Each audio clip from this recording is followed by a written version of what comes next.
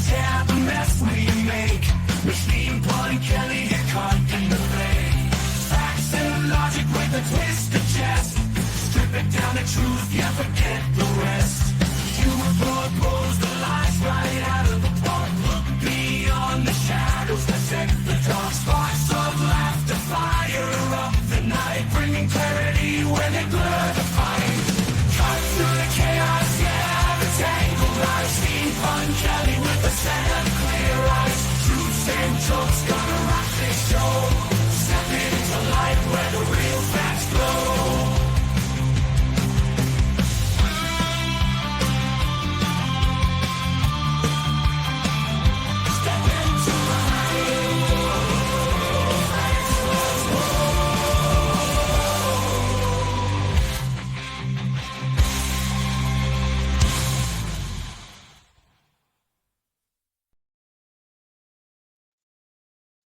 Hello, and welcome to the Punch Show.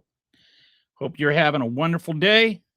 We only got one more day to 2025, and then we're on to 2026, which will be even worse than 2025, and so on and so forth. Just like the last decade, where it seems like every year seems to be worse than the last. But oh well, at least we're still alive. So,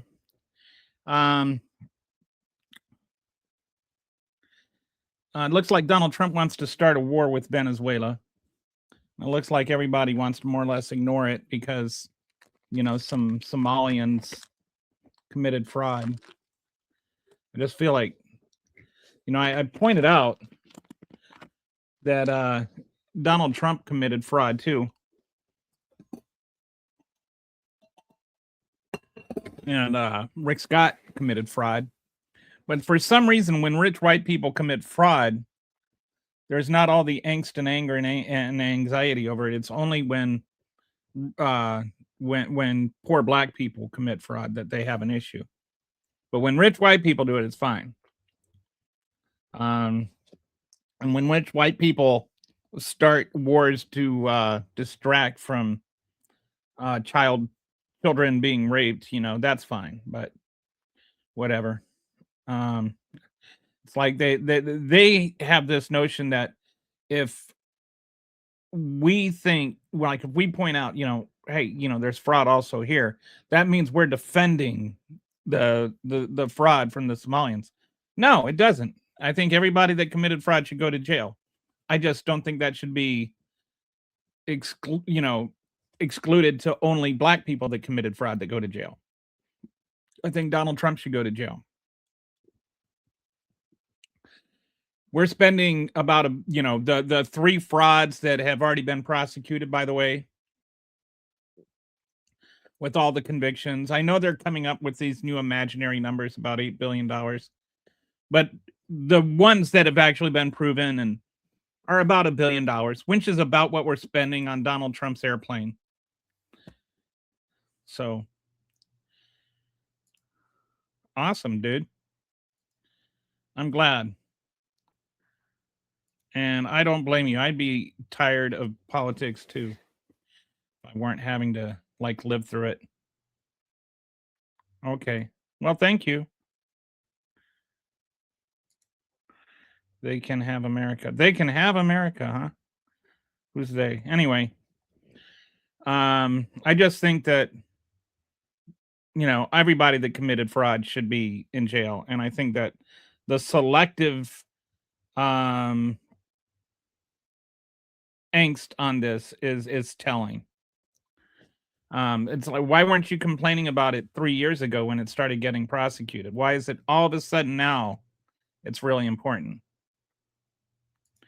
Because they haven't been proven. And if it is $8 billion or $9 billion like they're saying, then fine, it's $8 or $9 billion like they're saying, and they should be prosecuted. I'm not trying to defend anybody here, but I'm also trying to stay within the realm of what is reality. And all we know is that one guy said that it could be half of all the money that was spent on Medicaid in Minnesota, which I find hard to believe. Like I'm just suspicious about that, and I need more than a single sentence uttered by a single person before I jump on that.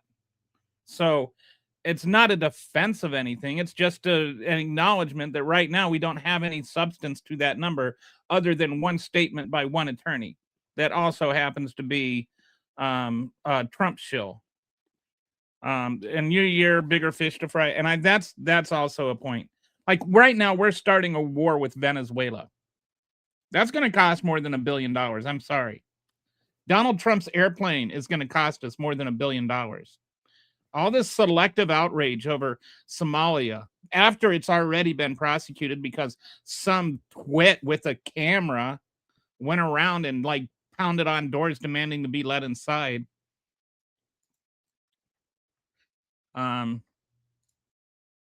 These people don't know what an investigation. Which people don't know what an investigation is? I know that the people that were walking around just pounding on a door and demanding to be let inside don't know what an investigation is. Kermit the Frog. I hope they win Venezuela. He tried to convict Letitia James. LOL. Case dismissed. So is Comer's case. Or Comey. I always get them mixed up. Comey. Is it Comey or Comer? Praying for Venezuela. There's going to be a lot more innocent people that die in Venezuela. And so, James Comey, thank you, BC. So anyway, with that little small introduction, I want to talk a little bit, or actually a lot about AI today. And I think this is a fascinating subject to me. And I think, we can maybe get some nonpartisan conversation going on here, because I think that there's a lot good about AI. I think there's some things that are very concerning about AI, and some things that are downright terrifying about AI if you start looking at the economic picture. So, as I am, as they say, wont to do, I made a dashboard for this to talk about AI, the good, the bad, and the ugly. So I'm going to talk about like the good things that can come out of it, the bad things that can come out of it, and, especially when it relates to the economy, the really, really ugly things that can come out of it. Oh, hey, how you doing there? Oh, this is my favorite overcompensator right there. He's like overcompensating so much he has to call himself Big Dick Rick 7. Like, not just Big Dick or Big Rick, Big Dick Rick. Super overcompensating. All right, so there's a war going on here. Anyway, let's talk about AI. I'll join this comment section for a while. Actually, I'm going to have to go over to my tab here. So if I'll come back and forth, but anything you say while I'm over there, I won't see. So I'll catch up when I get back. Let me just make sure I don't have a comment stuck in there. Okay. So the good AI, the good, the bad, and the ugly, beyond the hype, a data-driven look at artificial intelligence. So let's look at the good first. We'll start with the good. We need some good. The good, AI's transformative potential. Let's just first look at healthcare and drug discovery. There's this company called AlphaFold, cracking the protein. DeepMind's AlphaFold solved a 50-year-old grand challenge in biology, predicting how proteins fold into 3D shapes from their amino acid sequences. So what happens is they make these amino acids sequences, and then they kind of fold up into these proteins. But what the proteins are has been like, it's been hard to predict how they do this. And the AI has like really succeeded in doing this. It's predicted over 200 million protein structures. And this, like, to get one was taking like months or even years to get one protein. And now we've got it like 200 million that AI has done. So like, obviously that's like 50 million years or 200 million years it would take to do that with just people. So there is, especially when it comes to these computational things, it's really amazing what it can do. And so you might be thinking, as I was when I first encountered this, Who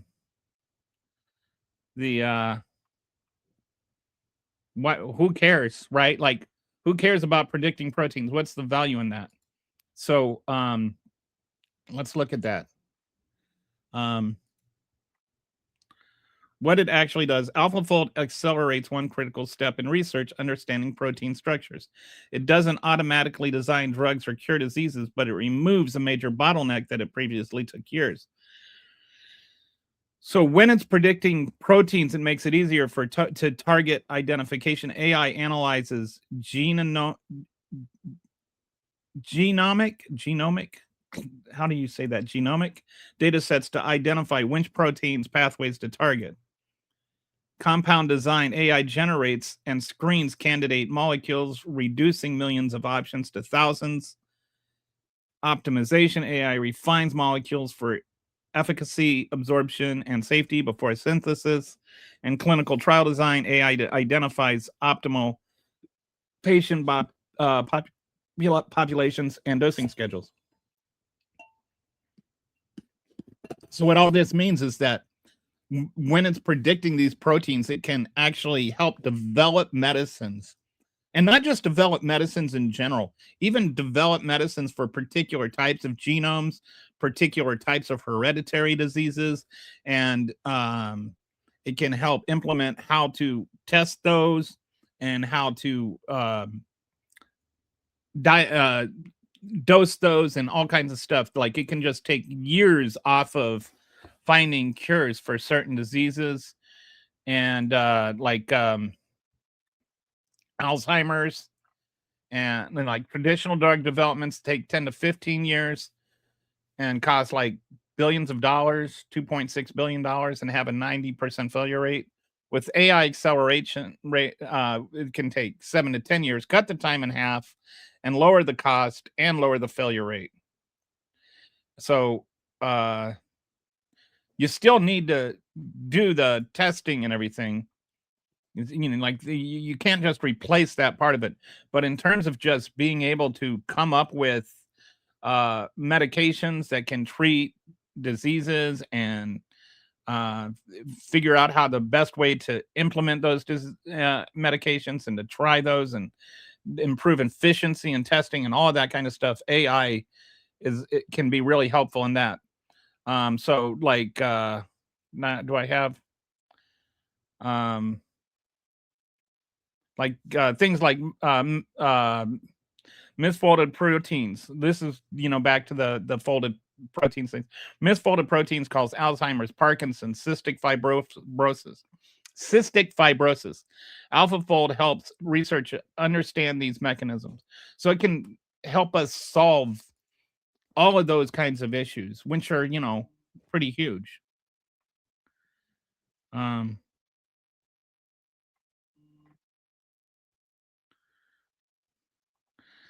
So there's some kind of war going on in the comments section on YouTube here.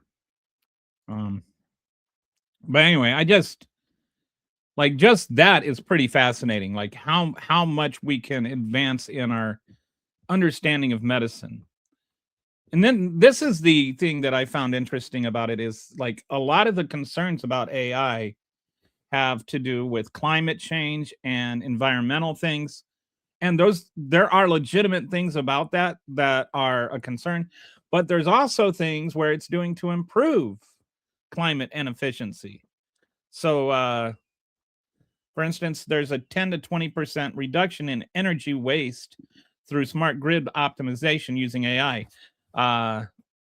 Material science, AI is discovering better batteries, solar panels, carbon capture materials. So ways to store and contain energy, even to like increase what we can store so that what we capture from solar and wind can help be sustained when the solar and the wind aren't there.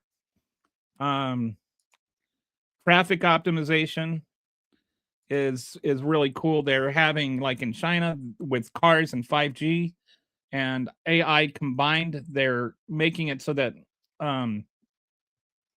you can like all the cars communicate with each other and the traffic lights and everything together, and that's actually reducing traffic congestion by 20%, which is eliminating like billions of tons of carbon from the atmosphere. Then even just in terms of understanding climate change, it's helping us improve our prediction and planning for climate impacts, both long-term and short-term. In terms of agriculture, this one is cool. AI transforms farming from blanket coverage to targeted application, dramatically reducing waste. So like in traditional farming, they just like take a tractor or a sprinkler or whatever, and they just cover the whole field. Like they'll cover the whole field with pesticide. They'll cover the whole field with water. They'll cover the whole field with fertilizer. The AI precision is based on what the actual plant needs. So they'll have soil sensors and weather AI optimize irrigation timing and location. So it's like based on the weather reports and what's expected, and based on what the moisture of the actual soil that those plants are in, it'll regulate how much watering needs to be done. And it might not be the same for the whole field. It might be on this part of the field you need more water, and on that part of the field you need less water. And so it will have the tractors that will run along. I don't know if you've ever seen them, but I used to see them all the time in North Dakota. They'd have these like big, long, these tractors with long pipes coming out of it, and then the sprinklers. So it was pretty cool. And they'd also run for pesticides and stuff like that. But they'll program those so that they'll be synced up with 5G, and they'll only water where the water needs to be watered. And so you won't have some plants that are overwatered and some plants that are underwatered.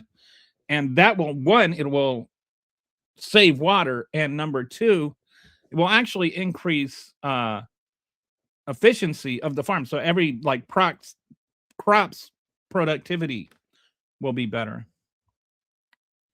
And yeah, so somebody's like, too much fertilizer will burn the roots. I found that one out the hard way. Yeah, exactly. And so that's like one of the reasons that it'll improve efficiency is like it won't add fertilizer where it's not needed.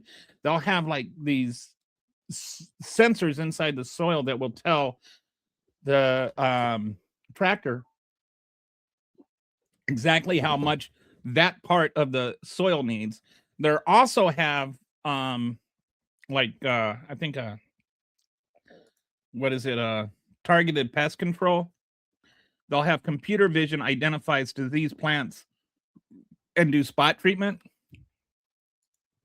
So they'll only apply the pesticide on the plants that have pests, and it'll be targeted. So as soon as they start seeing this is infected, then they'll stop doing the pesticide, which will mean a lot less pesticide being dispersed, which will mean, you know, that's a lot better for everybody, including the environment. Same thing with weed management. John Deere AI tractors identify individual weeds and spray only those plants. So it's not like just this blanket herbicide.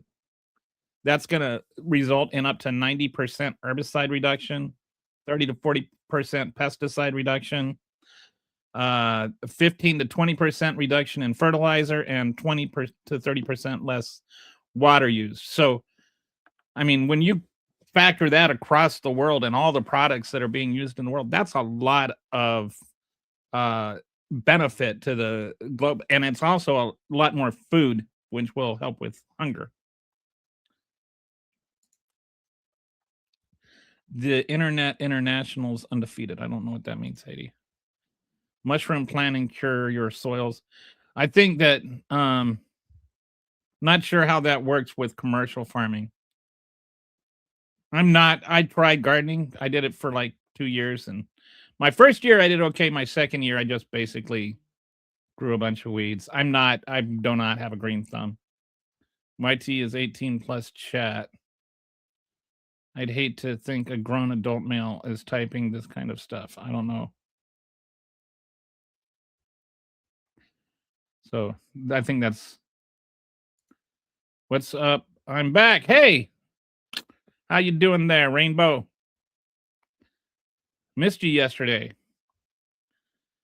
What are we talking about? We are talking about AI.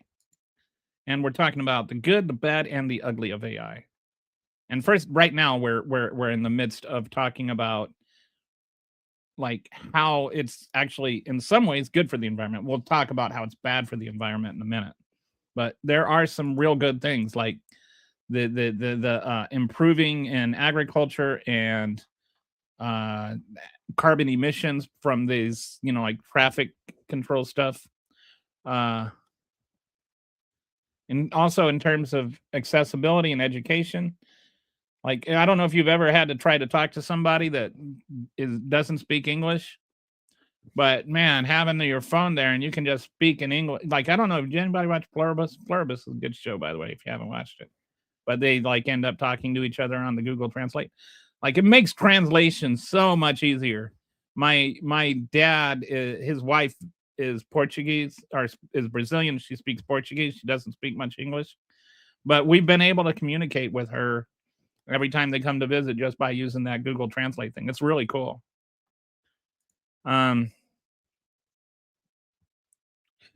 Yes, we'll get to the noise and regular pollution, these data centers. So like this is the AI, the good, the bad, and the ugly.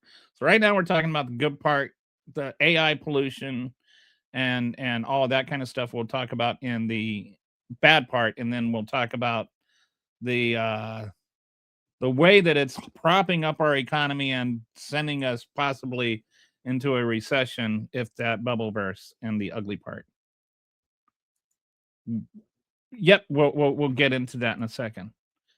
One thing about the energy it uses, though, that I think is interesting is it's also by looking by analyzing how energy is used and stuff. It's also in some places actually saving energy, but it's also using energy. And we'll get to that in the bad part. Like, I'm definitely talking about the bad part. There's also a good part. So you guys gotta wait for the bad part. I promise it's coming. AI can also be used negative. Yes, and we've got that too in the bad part. So everybody wants to get to the bad part. I was trying to be positive here and start with the good part, but we're almost done.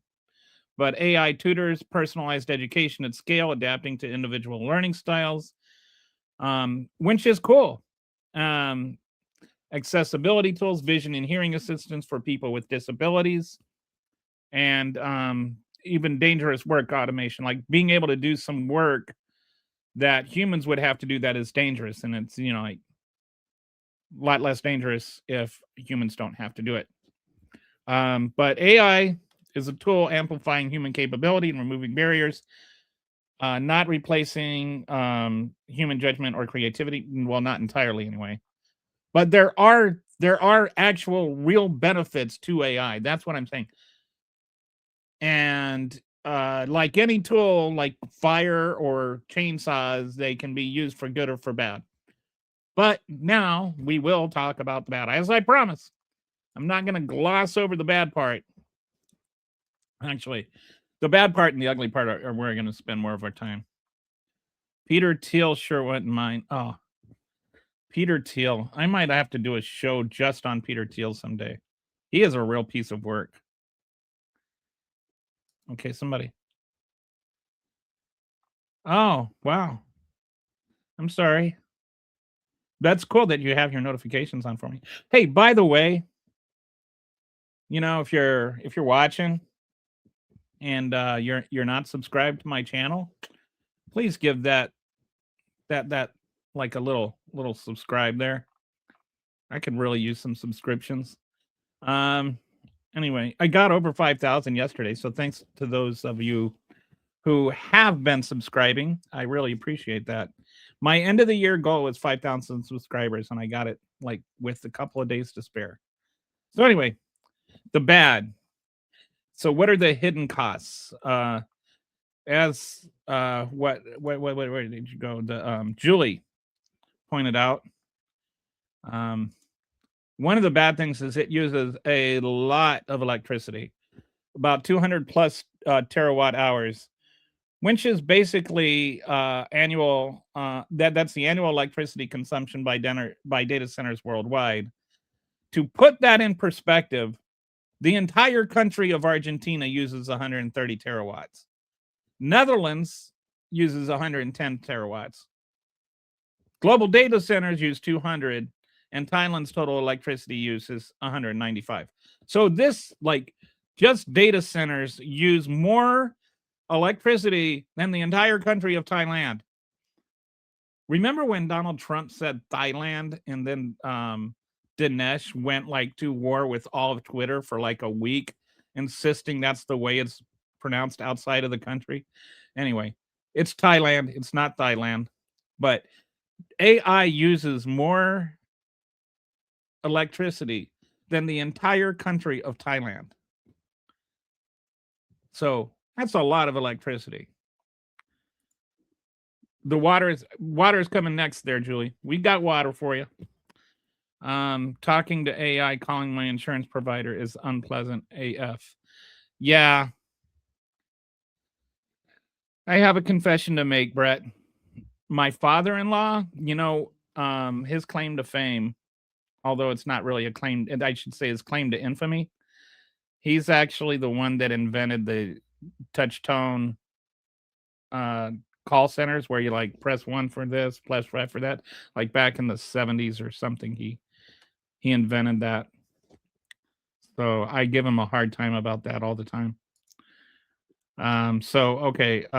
This year data centers in the US used as much as the entire bottled water. Yes, that's a fact. So here, we'll just finish with the electricity first, and then we'll there you go. There's water consumption for cooling. Household equivalent 200 terawatt hours could power approximately 19 million US homes for a full year. That's every household in California plus the state of Illinois combined. So that's a lot of electricity. When you see the price of electricity going up, understand that is the reason why. And we can add a bunch more clean energy, but if we're just using it all up right away, it doesn't really benefit us that much. And as we're going to get to next, there's also the water issue, which is, as Julie would agree, the water issue we haven't really touched on as much. Sorry. I'm always drinking water because I have reflux, and I start refluxing, and the water helps it. AI data centers alone projected to use 85 to 134 terawatt hours by 2027, adding another Argentina-sized electricity demand in just a few years. So this is something that's only going to get worse.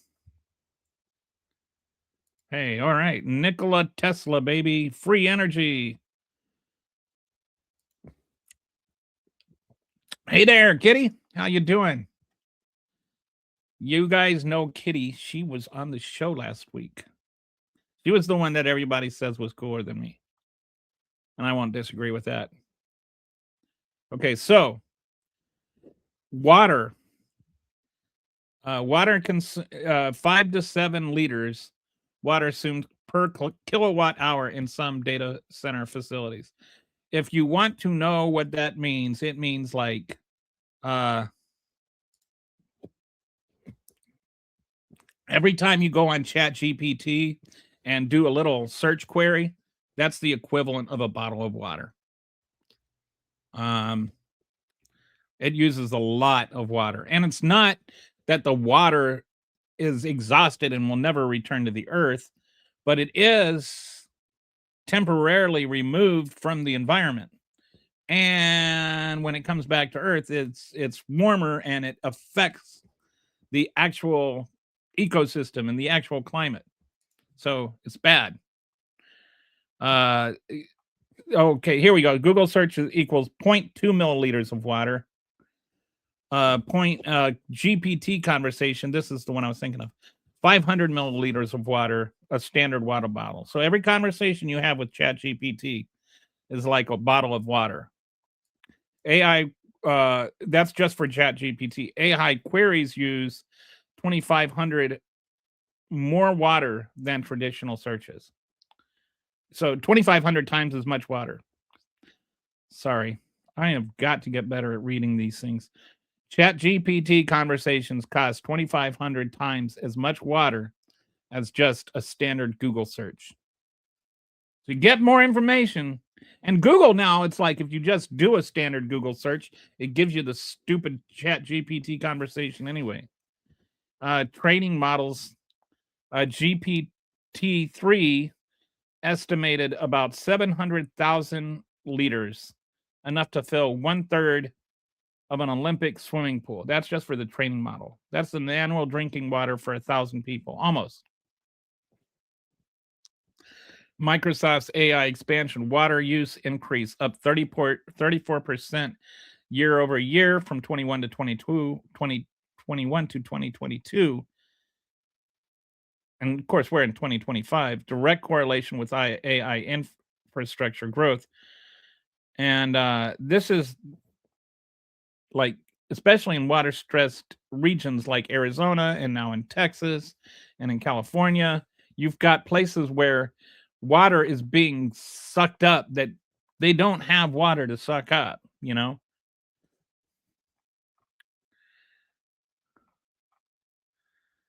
Take fluoride out of water. I don't know what relevance that has. I only have 53, but I don't try to do videos. Yeah, I try to do videos. ChatGPT is a joke. The worst part is AI is starting to be everywhere. You can't avoid it, even if you wanted to. Yeah, I mean it's like that's not a battle we're gonna win. It's there. And it's not even, that most people want it. Most people are embracing it. There are good things that come from it, but we can mitigate the damage it does. And we need to be more focused on that. I spend more time hearing apologies from ChatGPT and Google Gemini for the mistakes they make. After all, they're just consolidating human typed info into finds on the web. Yes.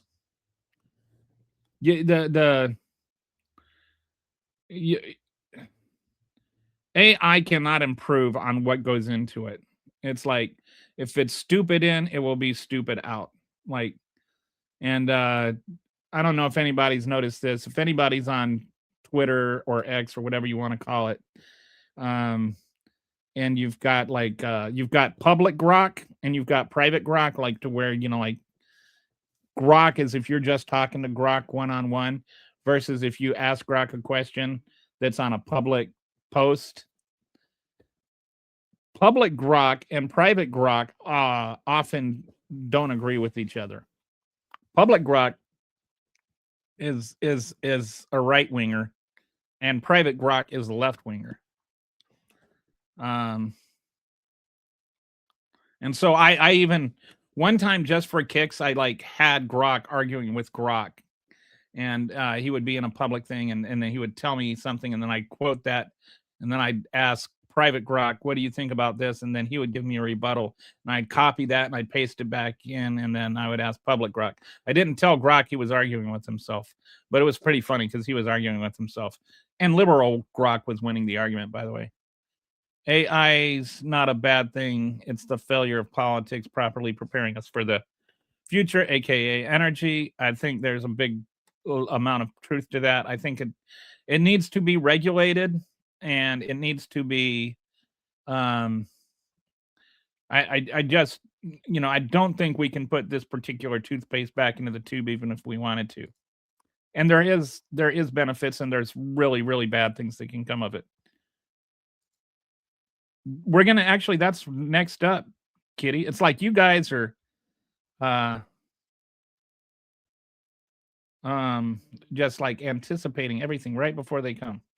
So e-waste from hardware obsolescence. This is another thing is because AI has to stay at the forefront. The AI arms race drives unprecedented hardware turnover. Companies retire GPUs not because they're broken, but because they're slower than the last generation. because everybody's got to have like the fastest AI possible to keep up with the arms race, right? And so it's like they'll come up with this CPU and spend all this money on it, and it'll last for like 18 to 24 months, and then when the next thing comes out, they just get rid of the other stuff, and all of that includes a lot of like rare earth minerals and stuff like that that just end up being wasted. So Meta's AI infrastructure, 350,000 plus NVIDIA GPUs as of 2024. That's a lot of GPUs. Single GPU weight is 2 to 5 pounds of rare earth metals and toxic materials. So that's what? Somewhere around 1 million to 2 million pounds of rare earth metals and toxic materials. What happens to all that? So that's another environmental concern, is just what do you do with all of this stuff once it's not the fastest anymore? So it creates 62 million metric tons of global e-waste in 2022. That's the weight of the 5,000 Eiffel Towers. Dang, that's a lot. Data center AI hardware represents growing share with recycling infrastructure unable to keep pace. So I don't know, like if that was not on my watch list of things, but that really does, startle me. That's a lot of waste. That's a lot of waste, and especially when we're talking about how much we need rare earth metals and stuff like that.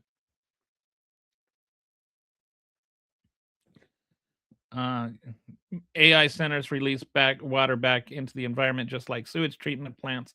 Comes out warm and lifeless, and the entire ecosystem is burned out downstream. Yeah, that's what I didn't elaborate on that, but that's what I mean. Like when I say it's warm and it destroys ecosystems, it's like the water is still there, but it's not. Like fresh water has organisms in it, like microscopic organisms, and that's why, like, even drinking spring water is better than drinking some filtered waters. Plastics, yes, plastics. Although one of the things about like in the good section, I didn't cover, that wasn't in there, but one of the things I realized or I learned is AI is actually figuring out ways with the protein things, figuring out things that can actually decompose plastic. So some of the problems we have, it can solve, and some of the problems we're trying to solve, it actually exacerbates. So this is the whole craziness of it all. Free Diddy, okay. That's an opinion. Distilled water takes minerals from your bones. It does. Wow, I did not know that. Interesting. I have a whole home water filter. I don't do the distilled water. I will stick to animal products. I love me some good animal. I would be a vegetarian, but I like animal. I like butter. I like milk. I like ice cream. I like a hamburger. But all of that's bad for the environment too. So whatever. All right. So misinformation and the erosion of truth. This is the next thing. So like there's the environmental thing, and then I'll say like the socially environmental thing that becomes also a massive issue. One thing is like deep fakes and synthetic media. Did you know if you go and look at the results of the 2024 election, the number one thing, like you go and you look at, they've actually done studies on this, the more disinformation you believed in, the more likely you were to vote for Trump. That's just a fact. Like people that would say and not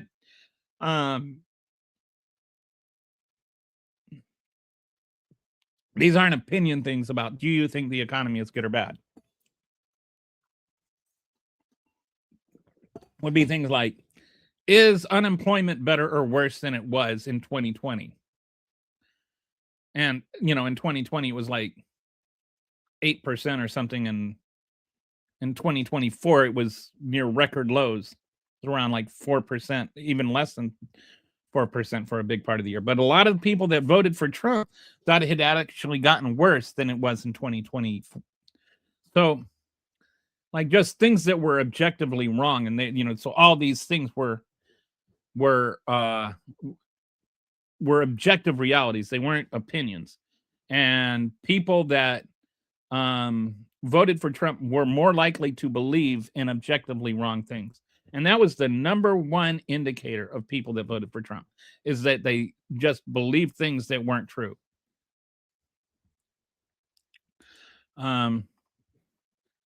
So AI generated so what are some of the visual evidence undermined?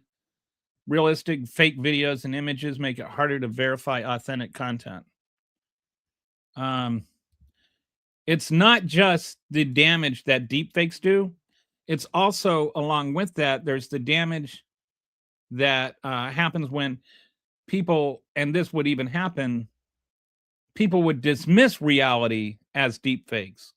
And a perfect example of that is Donald Trump, when there was the big crowd at the Kamala Harris rally, and there was like the airplane or something, and they came out to the airport, and he said, "Oh, all those people weren't there. That's just deep fake." And they were actually there. But a lot of Trump supporters were, you know, like jumped on that, and they were all like saying, "This is fake. This is fake." So there's two issues that go with the deep fakes. One is the issue that people can actually deep fake things and make people believe things are real that are not real. The other thing is people can dismiss reality as deep fake if they don't want to accept that reality. And so it just ends up with this kind of society where everybody just believes what they want to believe. And if I see this and I want to believe that, then it's true. And if I see this and I don't want to believe that, it's not true. We no longer have reality-based conversations. We have just preference-based conversations. And even in reality then becomes a matter of preference, not actually what is or is not.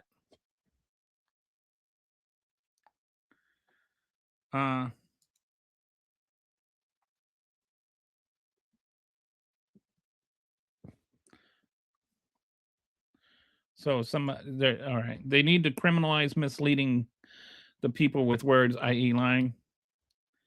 I think that they need to do something that, but I don't know exactly how you do that without infringing on free speech. But you know, I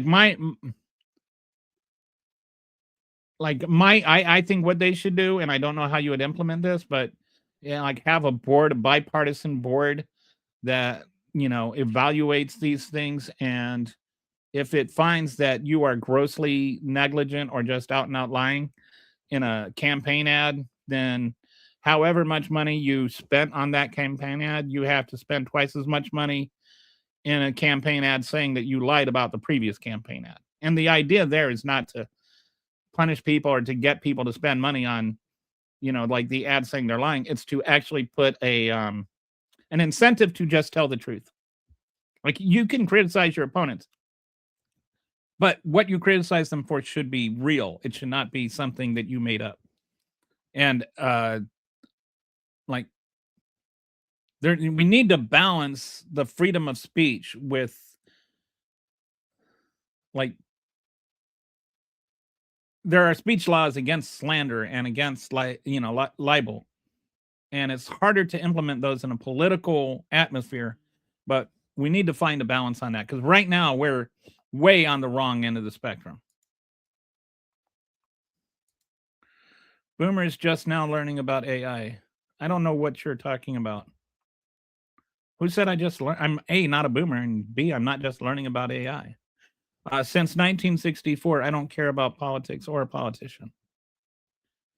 Okay. Some boomers are very informed, don't generalize. And I'm still not a boomer. I am Gen X, 1967. Gen X. I am like, I graduated from high school the same year Breakfast Club come out. I am like as Gen X gets. I am the heart of Gen X. Oh boy, are the geriatrics.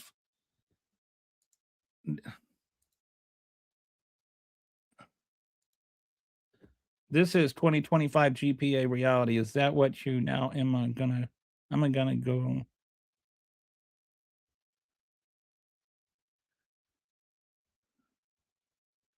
I have no idea what you're trying to say. No voice? I don't know. Agree. You don't want to go down the path of totally censoring free speech. All right. So let's go back to so there's AI generated propaganda and I mean just slop period everywhere. Synthetic identities, impersonation, and fraud becoming nearly undetectable. And I don't know where this is at, but I just think about like, catfishing and how much people were scammed out of that. With synthetic identities, I mean, it's like a lot of people are probably going to end up getting sapped out of their money. Just like on personal fraud things. Election interference, fabricated videos of candidates, fake endorsements, manipulated speeches. And we saw that in 2024. It was really bad in 2024. And we saw like the dismissals of it. What was remember the pictures of Donald Trump posing with, like all the black voters that were AI votes? I think I even, let me see if I can. Is this? Yeah, remember that? Yeah, like that really happened. So anyway, you get like these AI things.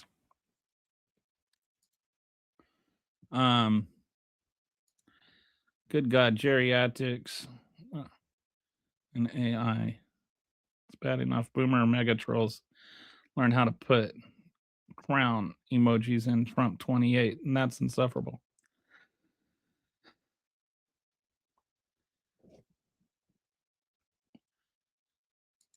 All right. The double-edged sword. As deepfakes become more convincing, people don't just fall for fake content. They start dismissing real news as deepfakes, which is when they don't like it. This creates a world where nothing can be trusted, and truth becomes whatever people want to believe. Politicians caught on video doing something wrong just claim it's a deepfake. Damaging auto recording, deepfake. Photographic evidence, deepfake. Technology doesn't enableize it, provides plausible deniability for actual wrongdoing. Does anybody seriously, like, how many of you, I can't be the only one. How many of you have like thought if anything damaging comes from the Epstein files that it's just going to be dismissed as deepfake by anybody that doesn't want to believe it? Like there's going to be so many deep fakes that come out of the Epstein files that aren't deep fakes. You can't just dismiss reality because you don't like it. But we're enabling people to have that sense that I don't like this, therefore it's a deep fake, because people are actually doing deep fakes. I think we should make I think they did try making deep fakes a crime, but then again, you're still like it's hard to know where to draw the lines around these things. Like, yeah, alternative facts. It's what they want. They want confusion, and especially like I call this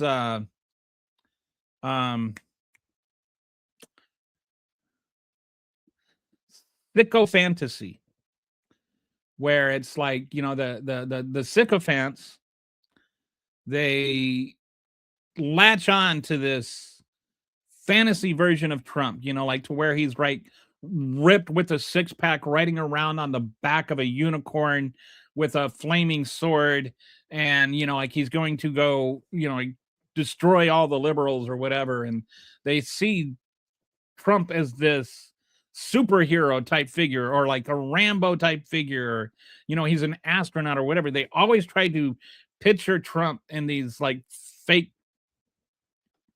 AI pictures as being like this super ripped buff guy with, like real hair instead of just like a ear hair comb over.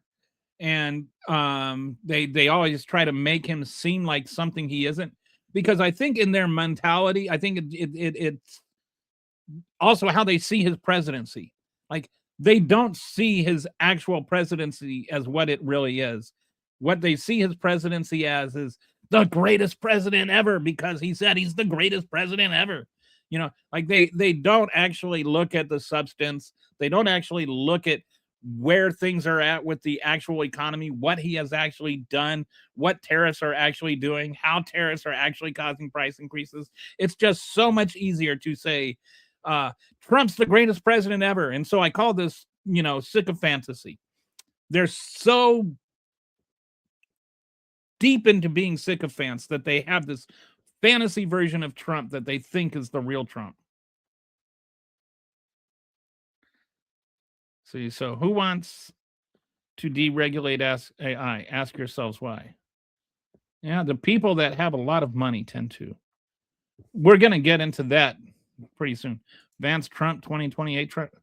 Yeah, that's not going to happen. This is like an actual unconstitutional ticket you're talking about, unless you're talking about a different Trump. Those mock-ups are disgusting. They are, and they're kind of like juvenile. Looks like he's defeating you right now. How does it look like he's defeating me right now? Trump 2028. Ayo. Omar married her. No, she never married her. Oh, yeah. Omar married her ex-husband. Yes. Never her brother. That whole thing is so stupid.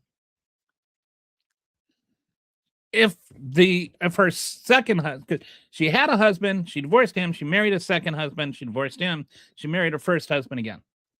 The second husband was not her brother. There's no evidence that he was her brother. There is absolutely nothing other than right-wing propaganda to say he was her brother.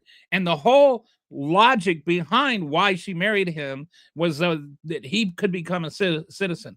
Number one, she was like 14 years old, and she would have had to be like planning all of this when she was like a refugee in Somalia at 14, and they had this master plan to come over here and 15 years later, like marry him. Secondly, the guy was a citizen of the UK. He wasn't like he needed to become a US citizen. And number three, she could have brought him over as a citizen as her brother. She wouldn't need to marry him. So this whole thing about her marrying her brother is just stupid people saying stupid things and believing stupid things because they insist on being stupid. So don't be stupid. Don't talk about Omar marrying her brother. All right? And I am including you, Mr. Trump. Okay, he's for sure doing a number on you, if nothing else. Well, he's not really. After school, how many? I wonder how many times you said, "Let's go, Brandon," and like all these MAGAs that act like they just sat there and cheered for the country while Biden was president. It's like, get a life, dude.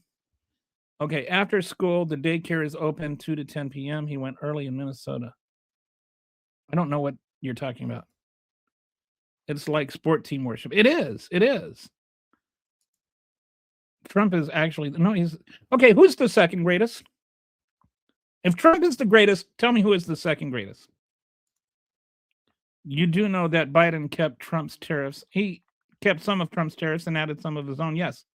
He did not do what Trump is doing right now. That's why Trump is doing it. Like, this is a bad faith discussion right now, because all that the first tariffs were just like if some on China, and by the way, ended up being bad.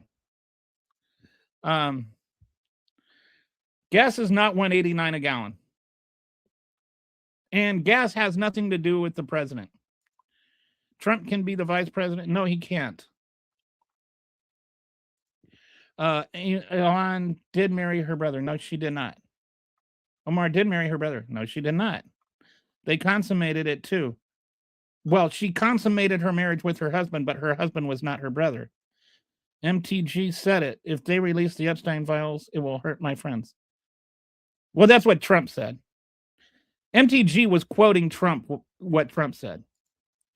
Omar, by the way, with MTG, like, I'm not ready to give in on her whole apology tour. It's like, you know, or all this hostility is ruining. It's like, if you believe that, go apologize to David Hogg. That will be the first indication to me that you are sincere. You hunted down a kid that just graduated from high school, who was shot at while he was in high school, whose friends were murdered while he was in high school, and you accused him of fabricating the whole thing so that you could have like viral videos for your election. You're a horrible person. And until you apologize for that horrible, horrible thing you did, you are a horrible person. And I will not give you any benefit of the doubt on, oh, now that the leopard's eating my face, it's bad. Well, sorry. When you were the leopard eating faces, you didn't complain. He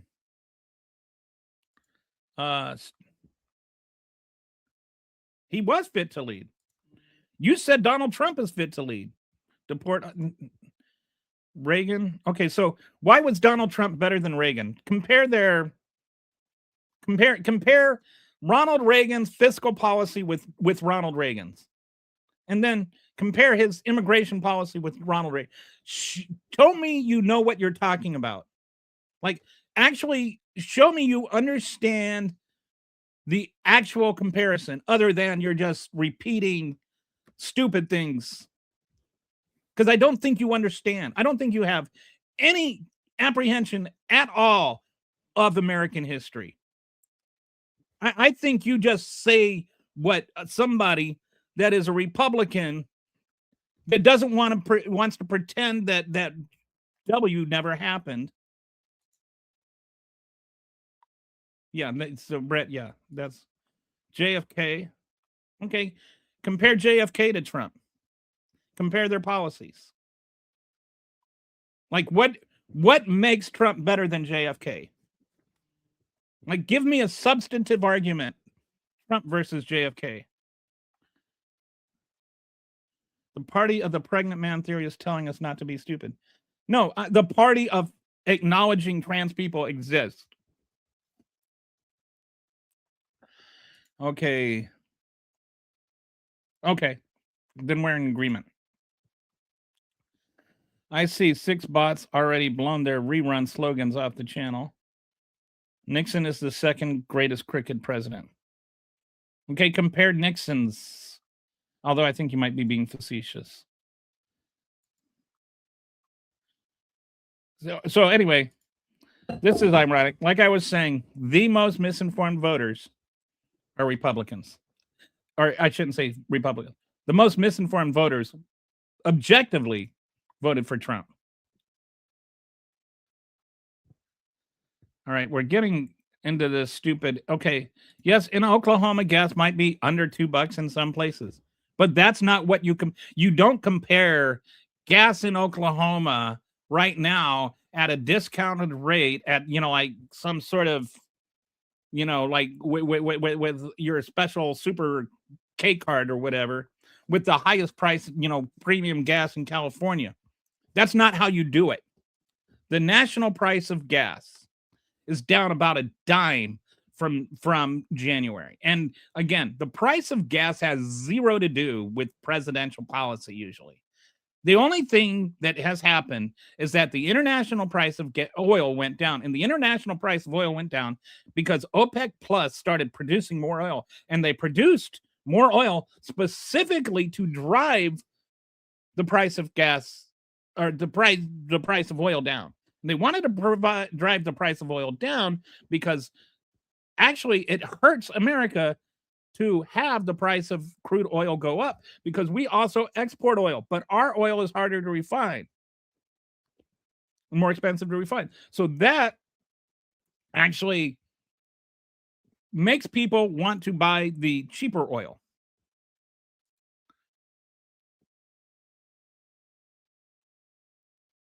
His energy initiative is what brought prices down. No, there's nothing whatsoever that he has done to bring prices down. Energy initiatives, just saying the word energy. What energy initiative? What has he done? Like, we're not producing more oil. We're not producing more renewable energy because of him. He has not done a single thing to drive the price of energy down. And the price of energy is actually going up, not down. Like, please, at least do a Google search before you say something stupid on my channel. So, all right. She gets credit for seemingly doing the right thing now just because she didn't get what she wanted out of it. Right. I agree.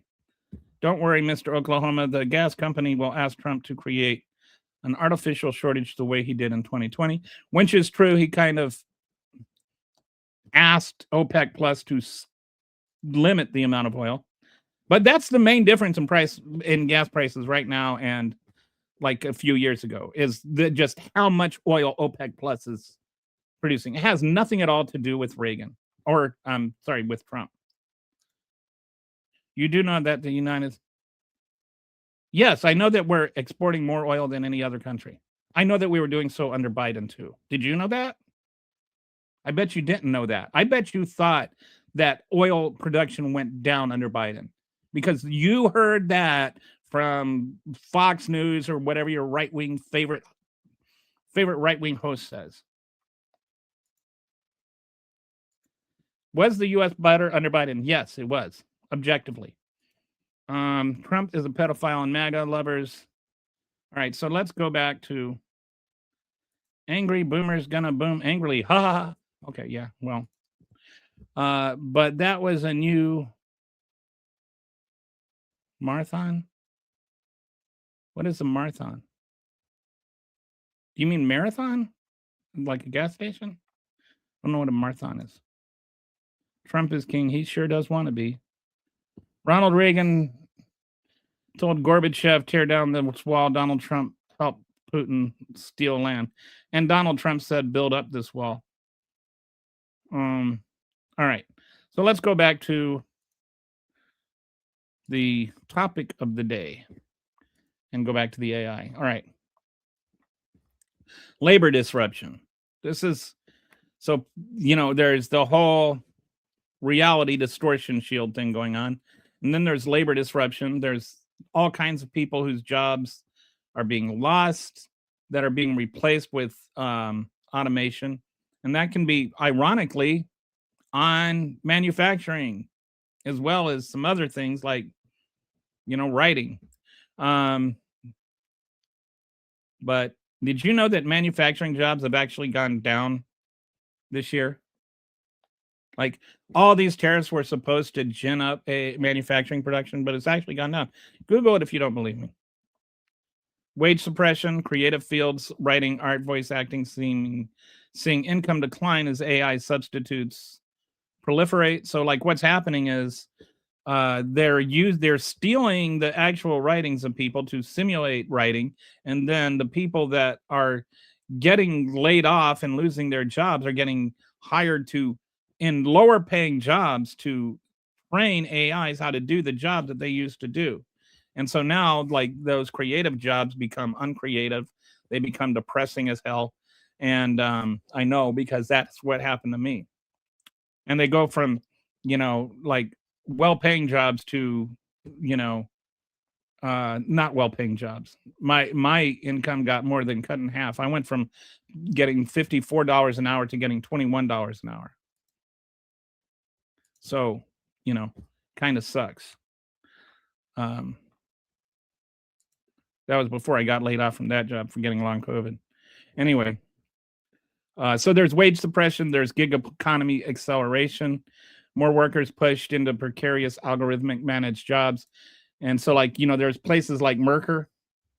Well, I don't know why I still got this comment up there. Not that it's a bad comment or anything, just not relevant. So there's these places like Mercer where they, all these new AI companies are trying to train their AIs, and they need to get people to come and train their AIs. And so they, like Mercer hires people, and they'll like have 200 people come, and they'll run through all these tasks, and like they'll have a job for like 1 month or 2 months, and then they'll be let go because the AI is trained now and it's ready to move forward. So you get a lot of these kind of gig workers where it's like you get a job for 1 month, 2 months, 3 months maybe, and then you're looking for work again, and then there's no stability to that. Then and it's just like, as you get these jobs from like what used to be permanent jobs to being replaced by gig workers, and then these people that had permanent jobs doing this gig work, it creates an instability in the economy. And you're also going to start, like, nobody's going to become writers anymore. You're going to lose technical writers. You're going to lose musicians, and you're going to lose people that you're taking away their source of income. And so you're also that becomes no longer a source of income. You're going to lose people doing that in the future. So you're going to lose creativity. You're going to lose originality. You're going to lose like the things that make humanity. It's like incredibly distorting. And so I think one of the things we need to look at is like not just how to use AI, but how to not use AI. And it's terrible. It's terrible what this does. Then there's privacy and surveillance. Somebody had mentioned this before. Facial recognition enabling authoritarian control and mass surveillance. Like, I think they're already into like doing these things where they're looking into how to identify protesters.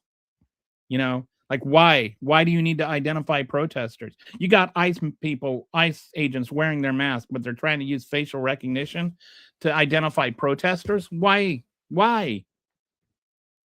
Like, is this the America that you want? Is this the America you talk about preserving from tyranny? Data harvesting, training AI on personal data collected without meaningful consent. Like, you type a blog, and not everybody has the money to, sue and, like say, hey, you stole my writing, or even the ability to know that this AI is scraping the thing you wrote or scraping your music to invent its own music, which is just, a repurposed version of your music.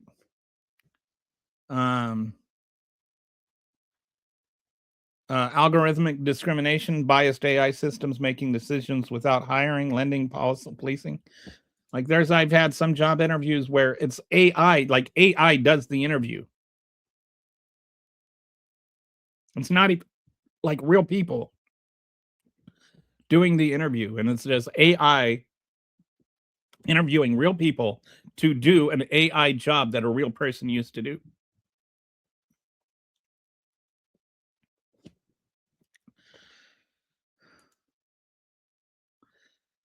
And I've heard people say, well, this is just the way technology always goes. Technology replaces new jobs, but this is funneling jobs. It's taking 100 jobs and turning it into 5 jobs. That's one of the big advantages of it, supposedly, at least to the investors. So what does that leave the other 95 people? Like, it's actually we're reducing the number of jobs we have, which is going to hurt the economy. Tech consolidation, power concentrating among small number of companies with AI capabilities. All right. So that leads us into the ugly part. But first, let me go back here and catch up with the comments. Okay. Biden didn't even know where. Okay. None of that is true. Like, Biden knew where he was. And it's like that whole mythology around Biden not knowing what was going on, it's just not true. Trump dodged the bullet. Trump didn't die like JFK, he won. Trump wants to remove Kennedy's name completely from Kennedy Center. Trump is insane. Ronald Reagan negotiated a treaty to reduce mid-range nuclear weapons. Donald Trump canceled that treaty.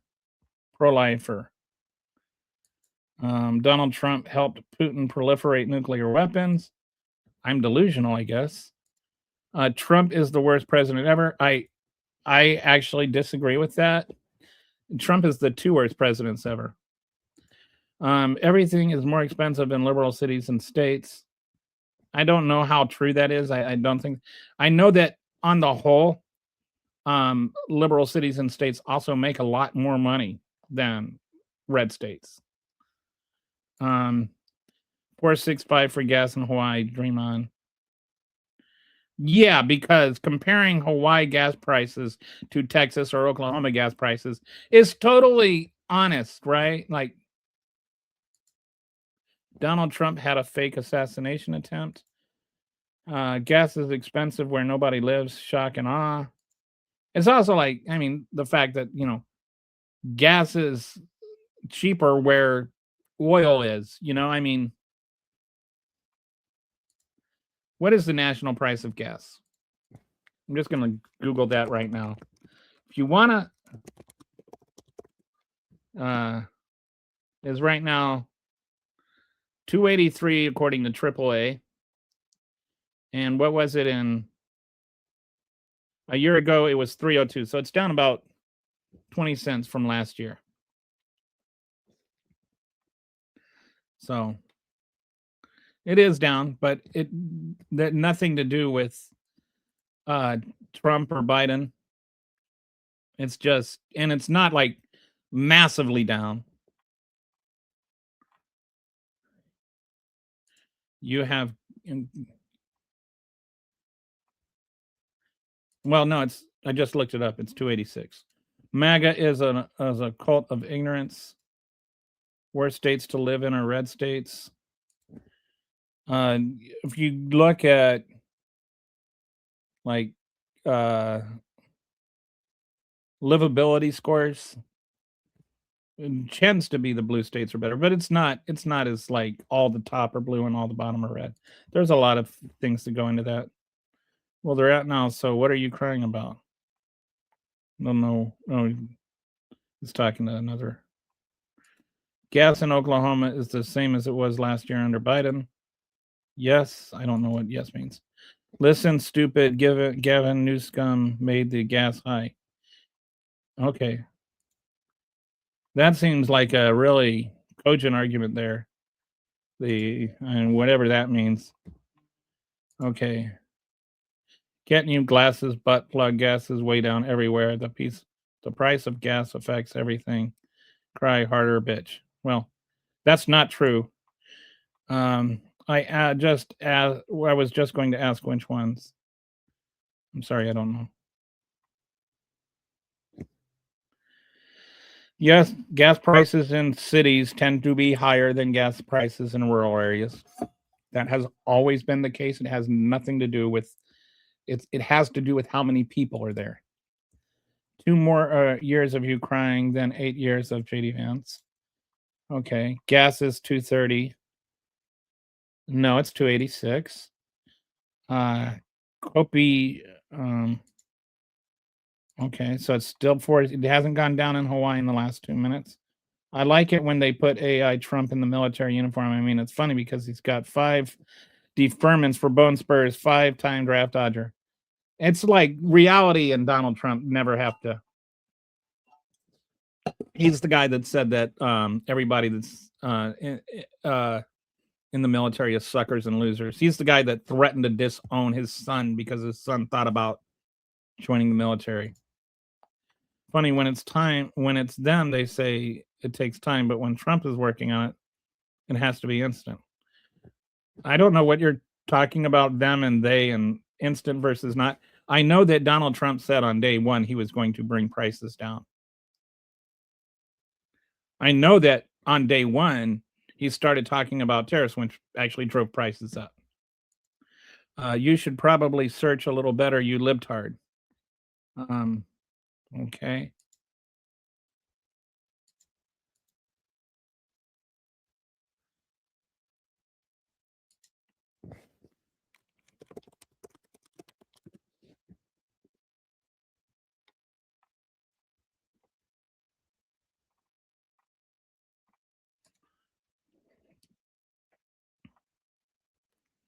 Okay, so here we go.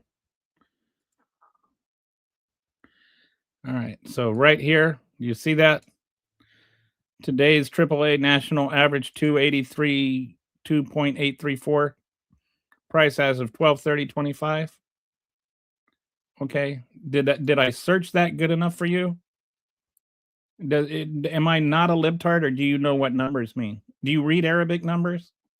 If I put them in Roman numeral numbers, would they be easier for you to understand? Okay. Then shut up. Gas is the same price in Oklahoma as it was last year under Biden. Do you think President Trump can save Minnesota? I think all of the prosecutions that have happened to the Somalians actually happened under Biden. I think the problems actually started under Trump. If you want to look at the objective reality here, all the fraud started when Trump was president. All the Trump was prosecuted while Biden was president.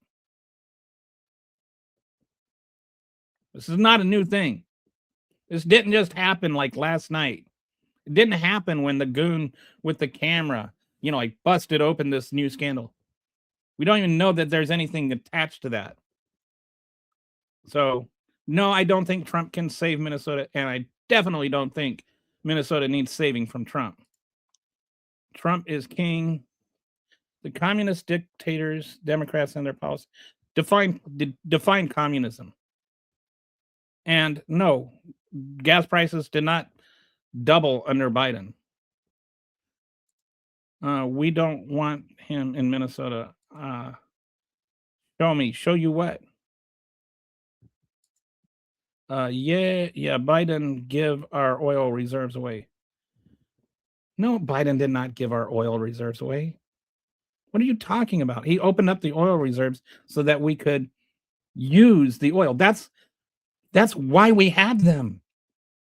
The oil reserves are literally, and I know this is going to be hard for your MAGA brain, oil reserves are reserves of oil so that when we need oil, we have it reserved. Wow, amazing how that works. We have the oil reserves because of the gas prices in the 70s. That's when we set up the oil reserves, so that when gas prices were too high, we had a reserve of oil that we could open up and we could use. Do you think they were like exporting that oil? Come on, dude, read a history book. Trump isn't working on anything, only becoming wealthier, just like his family. There are indications he's made at least $4 billion off of this 1 year of presidency. He closed the Keystone. The Keystone Pipeline wasn't producing any oil. It wasn't even finished.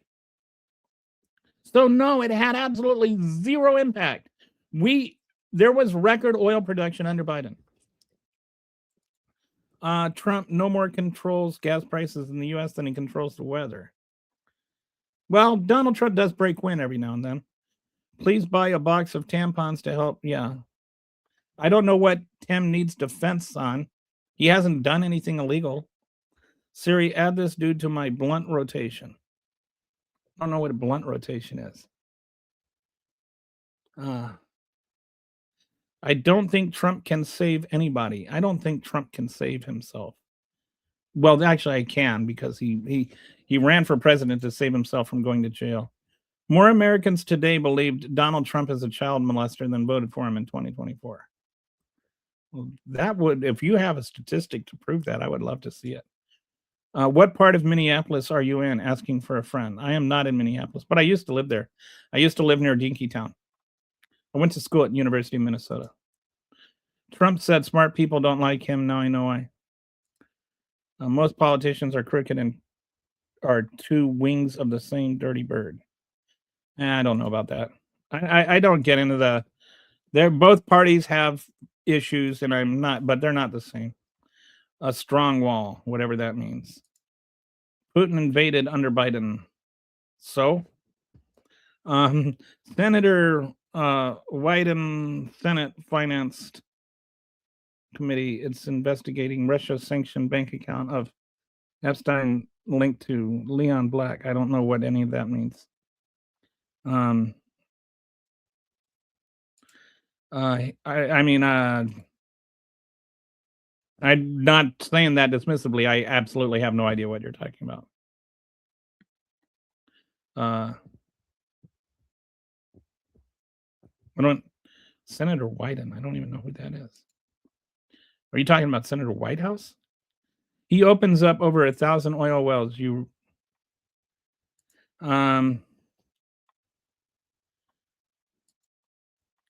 Remembering when Joe Bubbins signed a. No, none of that happened. Democrats love criminals and corruption. City, but not Twin Cities. Are you like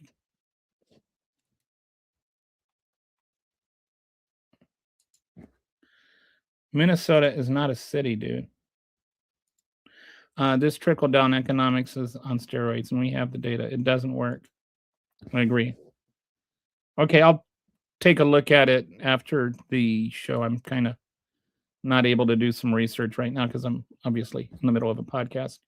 Biden used 3/4 of oil reserves to help with gas prices. That's what they're there for. It's all connected. As a Minnesotan, do you feel okay with being the number one supporter of Somalian terror groups? I'm not the number one supporter. I mean, that's just. Are you okay with being, like a dipshit? Somalia is a bleep hole country. Somalians suck. What terror groups, or did you mean the people who chose to come here to expect a better life?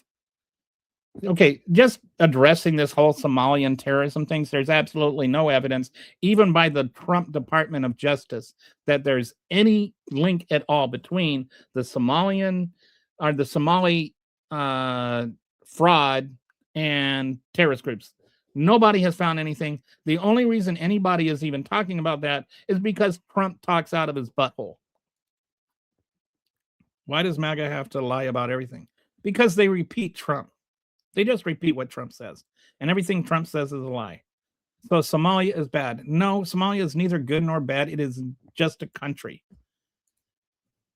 Come here to freeload you. All right. Yeah, them and they, only 0.01% of Somalians are involved in the fraud. Did you know that the fraud was also exposed and cracked open because of Somali? I gotta learn to say Somalis. Grew up hearing Somalian, but it's supposed to be Somali. But Somali whistleblowers are the whole reason this whole thing cracked open. So why aren't you identifying the Somali community with the people that cracked it open? 1/3 of the people in the world are Muslim. Well, that's what they say. I don't believe them. Somalia is bad. Well, so are you. Democrats are brainwashed. Yeah. You watch Fox. Quit your crying. I don't see anybody crying. All right. So is there anything intelligent here?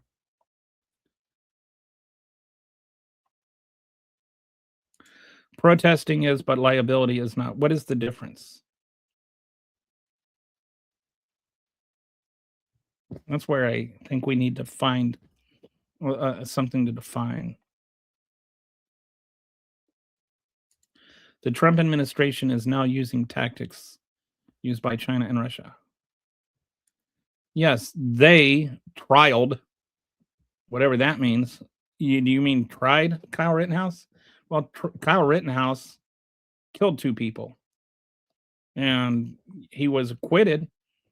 So is O.J. Simpson. Get another job. There's plenty of them. Okay. Why MAGA think gas and eggs is the answer to all life problems? And that's the other thing. It's like you can talk about gas prices is down, but then ignore all the other stuff that's up. Inflation is up. And it's not only that, we have a K-shaped economy. And so the things that are up are things that poor people need more and spend more of their income on. The things that are down are things that rich people use. 50% of consumer spending right now, 50% of consumer spending is by 10%, the top 10% of people in the economy. That is like an incredibly economically unhealthy number. We look at GDP and we say consumer spending hasn't changed, but only 10% of the people are doing half of all that spending.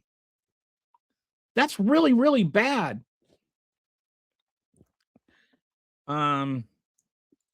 There are people who are starving despite working. Yes, there are people that have 2 jobs and are undernourished, or what do they call that? Food poor. It's more expensive because people live there. That's generally, yeah, right, exactly. That's how things work. In fact, Trump is the 2 worst presidents ever. Yes, there you go. That's mine. All right, so we're gonna just gas in my town is $2 compared to Biden's 6. Okay. I totally believe you, dude. I believe you. I 100% believe you. That was sarcasm in case you couldn't make it out. Republicans. All right, so we're going to go back over here to the ugly. Because this is the other thing. We're literally running the 1929 playbook right now. Anybody want to guess what happened in 1929? Anybody? Anybody? Bueller? All right. Yeah, that was when the stock market crashed and we had the Great Depression. We're not just repeating the mistakes that caused the Great Depression. We're repeating them while simultaneously dismantling the safety net that prevented it from happening again. So let's talk about this AI bubble. All right. If you take AI out of the picture, AI investment is like 92% of what our GDP growth is. All the money is being funneled into AI. All the investment money. It's not going into manufacturing. It's not going into job creation. It's not going to anything like that. It's going into AI. And that is making the GDP appear like it's growing because investment is a big part of GDP. And consumption, so GDP is consumption plus investment plus government spending plus net export.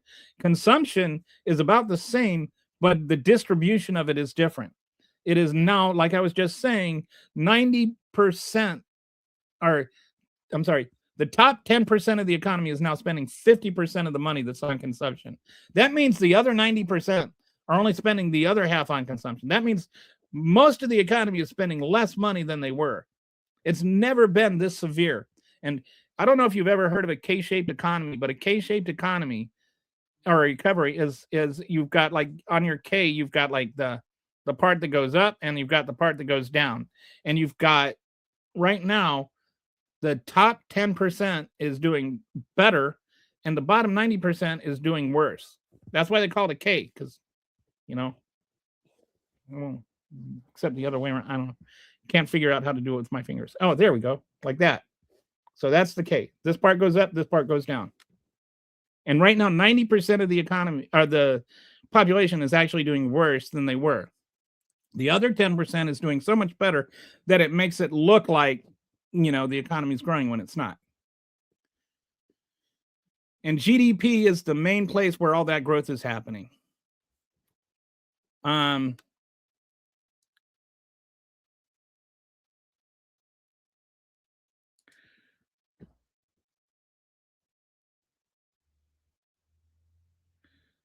Okay, I don't know where that's been proven. All right, any gay men here? I don't know.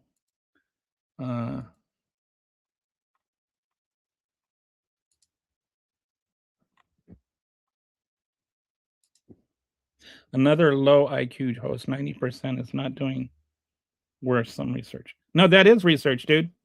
Because I said something you don't know does not mean I'm not the one who knows what I'm talking about. You do some research.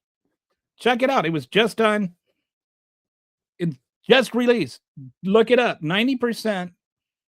The top 10% of the economy is doing 50% of consumer spending. That is unprecedented. Like, you do some research. Don't sit there from your ignorant little pedestal and then call me stupid. Do not fear for my health. I will live and die free of my shackles. So anyway, I don't know why I seem gay. My wife would be very surprised. And I also don't think that being gay is an insult. I'm just not. Diaper baby Trump is taking down all guidelines that could cancel, investigate him and his stooges. Sadly, stupid people fall for this lies. Yes. So, all right, now let's go back to this. So 90% of the third quarter growth was 92% of the third quarter growth was just AI investment. And I think one Harvard economist calculated that without AI, GDP growth for this year would be 0.1%. Or I'm sorry, 0.24% versus 4.6% or whatever they say it was. And that was just for the third quarter. For the full year, it's AI investment is 0.24% of it. And this also applies to the stock market. Like if you look at the stock market growth, if you take AI on AI associated companies out of it, all of that stock market growth is in AI. If you take AI out of the stock market, then it's actually down. Everything else is down. Investment in manufacturing is down. Investment in everything else is down. It's like AI is the only thing that people are investing money in. And a lot of that has to do with Trump's trade war. Right now, it's not just that AI isn't good investment. It's that everything else is a bad investment. Because you don't know what's going to happen. You don't know what wild hair is going to crawl up Trump's butt one day. And he's going to say, oh, I'm going to put a tariff on Brazil because they're prosecuting a guy that committed a crime that I like.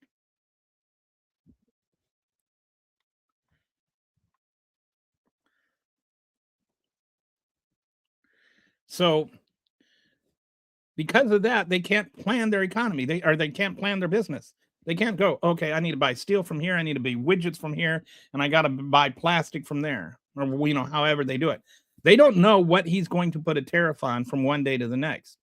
And so they can't actually market anything or plan anything. And as a result, nothing is getting manufactured. That means jobs are going to start being lost.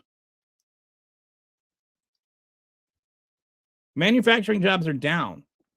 Right now, there are 100,000 fewer manufacturing jobs than there were a year ago. He's talking about, he's bringing all this money in. None of that money has come in. Not a single dime that has been promised from his trade wars has been invested in America. You want to talk about that? What do they call it? Foreign FDI or something like that. Foreign dollars invested. That's down. Other countries are actually investing less money than they were last year.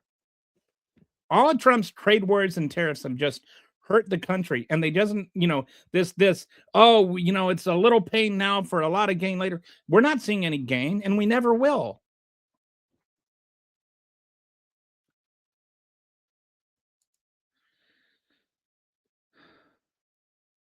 I live fine on less than 10 grand a year. Okay, well, not everybody can do that. It's not even possible for some people. Democrats are pathetic, hypocrite losers. Okay. Host is gay. And by the way, if you're a Democrat, you are no better. You represent the weirdest things in the world. And Joe Biden had dementia, waving and shaking his hands in the air. That's embarrassing. Okay. I would trust my kid with any politician. I would not trust my kid with Donald Trump, especially if she was 14. I was going to say something, but I didn't. I can't do worse than being a dude named Kelly. Yes, because being a dude named Kelly just somehow, has like, what is the point of a comment like that? You don't even have the courage to tell us your real name. Please give me the detailed description of what a leftist is so I can be on the lookout. I have no idea what leftist means myself. It just seems to mean anybody that disagrees with Trump, and it's bad. Look at the lefty LARPing like his life is in chamber when the assassination. Okay, the assassinations are not all left wing. None of them are, as far as I can tell. Right wing violence is a bigger issue. Like the guy, the Democrats in Minnesota that were assassinated weren't assassinated by a left wing guy. They were assassinated by a kook that was anti-trans. The guy that shot Charlie Kirk was shot by a kook that was pro-trans. But he was a right-wing kook too, unless Nick Fuentes turned into a liberal while I wasn't watching. I don't vote, mind you. I hate both parties. Okay. Nah. You haven't seen Bill Clinton and Oprah and Bill Gates pics with Epstein. I don't think having pics with Epstein makes you guilty of anything. Have you seen Donald Trump's pics with Epstein? He was at a sex party with them. I see the Russian trolls have entered the chat. Look it up. I don't know what I'm supposed to look up. Undereducated loser Democrats make up dumbest shit. Okay, I don't know what I'm making up. CNN is not research. I'm actually a Democrat economist. I don't know what you think I got off of CNN. I don't watch CNN. I think CNN is a trash network. I don't think it's a liberal trash network or a conservative trash network. I think it's a trash network. I think it's just all about, getting people to watch, sensationalism. I don't think it has anything to do with news at all. Ignore the pedophile supporters. Hey, Skippy, how you doing? How much do you have to make in the top 10%? That's a good question. Around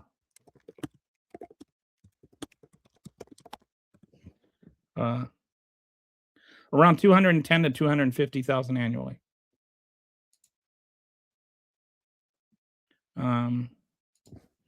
We can all agree that Trump was a regular visitor at Epstein's Island. There's no evidence that Trump was ever to Epstein's Island, but I would also point out there's most of the, this is a thing people focus on, the hotel or the island and the planes. Most of the abuse did not happen on the island or in the planes. Most of the abuse happened in his homes.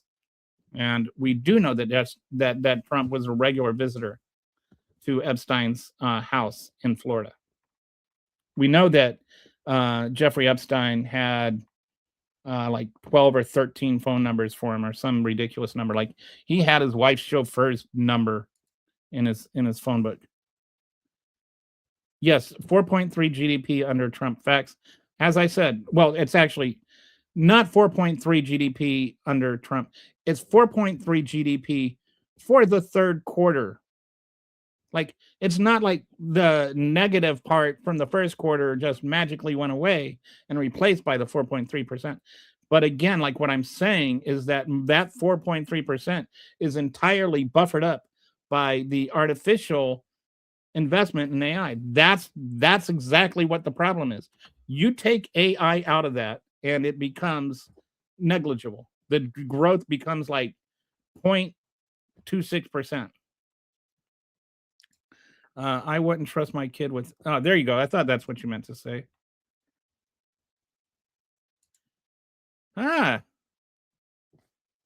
We agree on a lot of these economic issues. The implication you're making, though, is that the Democrats have the answer. I would love to see your proof that regulations and government money lowers.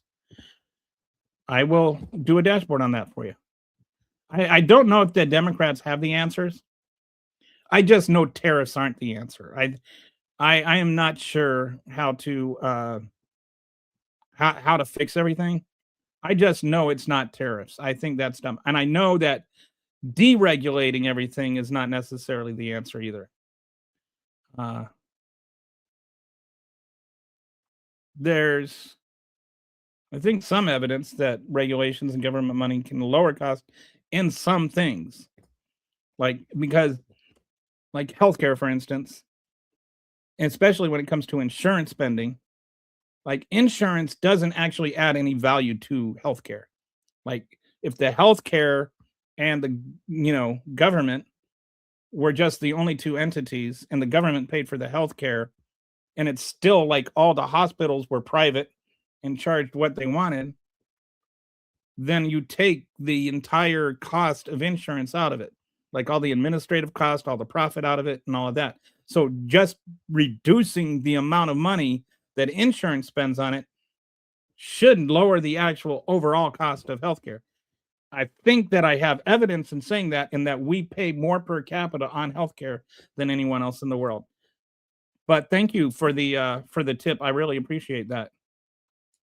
I will, for those that are new here, if you like buy a sticker, then I will do a dashboard and discuss that on the next episode. So I will have that for you tomorrow. If tomorrow doesn't work for you, let me know when a good day is, and I'll make sure that you're here when I do it. Happy Joe showers with his daughter. This is not true and not really relevant. His daughter has refuted the diary claims. I am a registered Republican. Don't get it twisted, but I will never support a pedo. But you do, you. I just remember I'm not a registered anything. I don't even know. I don't think you can register in Texas. So what we do with our money? The market makes no sense. Well, that's what people are doing.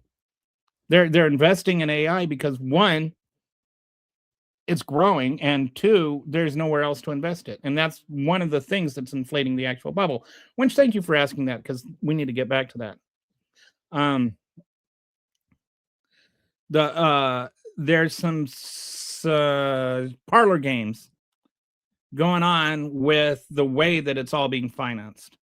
And this is like, remember, all this, the entire economic picture right now is depending on AI. And then AI has become this really delicate house of cards that reminds me of 2008.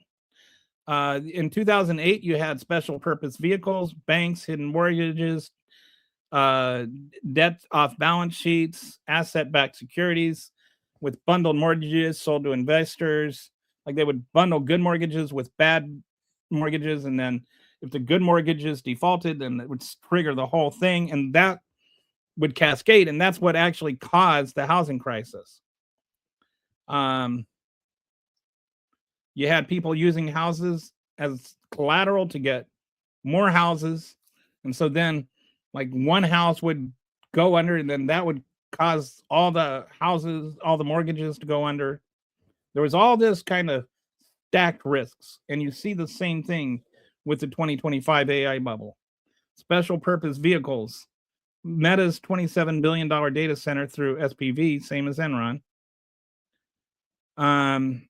Asset-backed securities, data center debt bundled, sold to investors. So what they're doing, I'll get into this in an example in a minute. So maybe I'll just spin assets as collateral using GPUs to get loans for more GPUs, and opaque risk, private credit, black box, unknown exposure. But essentially what you're doing is I'll explain it in a minute, but you're using the same kind of bundling debt that happened in the housing crisis. And if one thing pops, like just if one mortgage failed, then it can cause this cascading effects. Now you're going to deal with the same thing, except on a much larger scale. So the CoreWeave example. CoreWeave is one of the biggest AI companies in terms of actual money. It has, right now, it's $14 billion in debt. A third of that is due within a year. And 70% of their revenue comes from just Microsoft. They're using NVIDIA's money to buy NVIDIA chips, to rent to NVIDIA. Yet it's one of the best performing stocks. So all these people have money in CoreWeave. And CoreWeave is essentially being paid to rent, if that makes any sense, NVIDIA's chips. And 70% of their revenue comes from Microsoft. and they have all this money due, and they're not making any. They have zero profits. So so what can happen is, let's say CoreWeave isn't able to make that payment, that $14 billion with one. So they're not be able to pay that $5 billion off. Then that means, and then when they do that, it can cause automatic call-ins or whatever they're called, where they have to pay all this money that they can't pay. But then that's going to mean NVIDIA gets the same thing triggered, and Microsoft. So if CoreWeave goes under, Microsoft and NVIDIA can go under with them, or it can be like really damaged, which is going to cause a whole rush on selling. And they're all connected to one another. All these AI people are all connected to one another, and they're all bundled together, and they're all intertwined.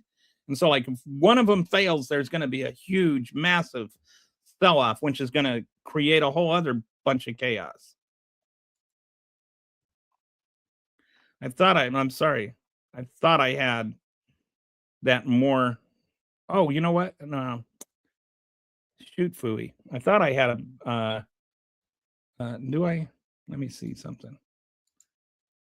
Boy, pardon my language there with the shoot Fooey. But anyway, thought I had a big, huge thingamajigger to talk about that, but I can't find it. So sorry about that. I should have had that loaded up. But it's going to cause this cascading thing where you're going to end up with this kind of death spiral of one thing triggering another thing, and all these massive AI companies or massive tech companies could all be brought under if any one of them gets clobbered.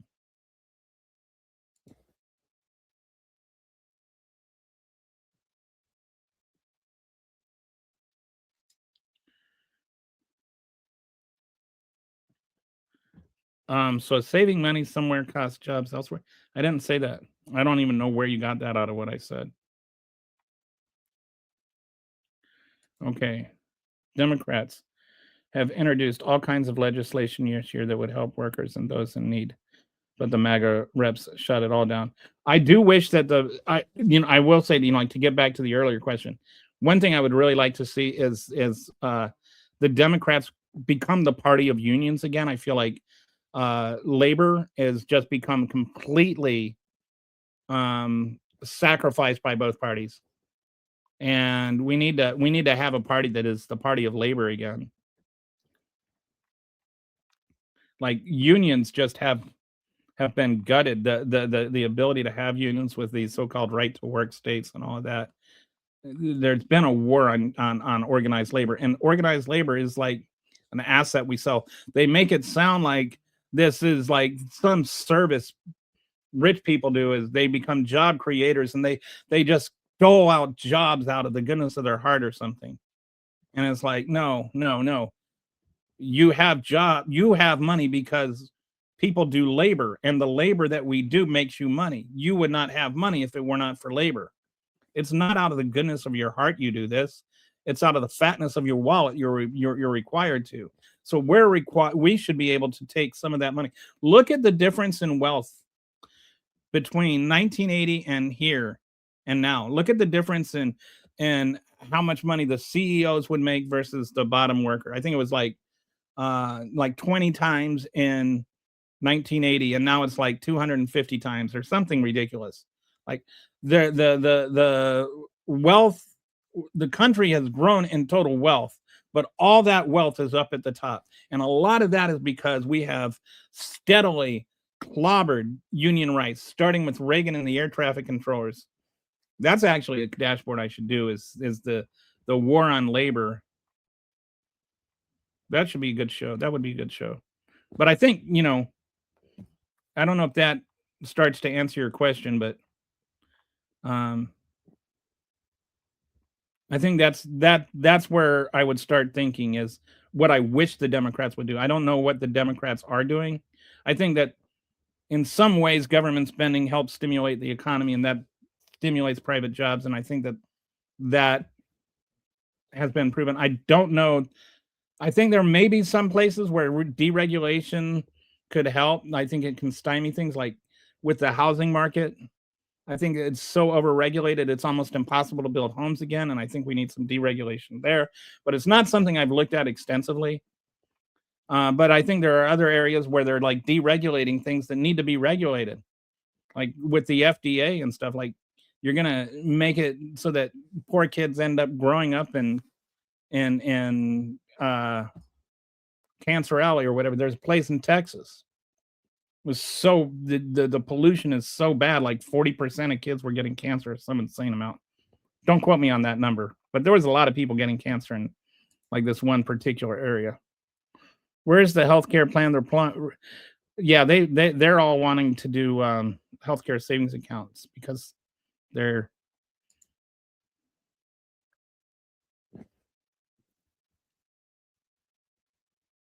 I don't know how Biden did that. I know that there's been a trend for 45 years and that you can't just blame that on Trump or Biden. Healthcare workers will manage it. Trump's tariffs this year alone. No, it did not bring in 18 trillion. That's just not true. That is so made up that because Trump said something does not mean you're obligated to repeat it. Not a single dime has actually been invested as a result of his trade war. And the only money that's come from the tariffs has been paid by us. If you reallocate money from Americans to Americans, you haven't brought in anything. You've just, done a whole wealth transfer thing from the poor to the rich. All right. So let's go back to this. Are we still on the? Let's go back. Oh, okay, here. So back to this. All right. So by 2028, right now, we're expected the as I was saying before I got myself distracted, so much of this AI is just built on debt right now. And by 2028, it'll be about $1.5 trillion of debt that is owed to AI.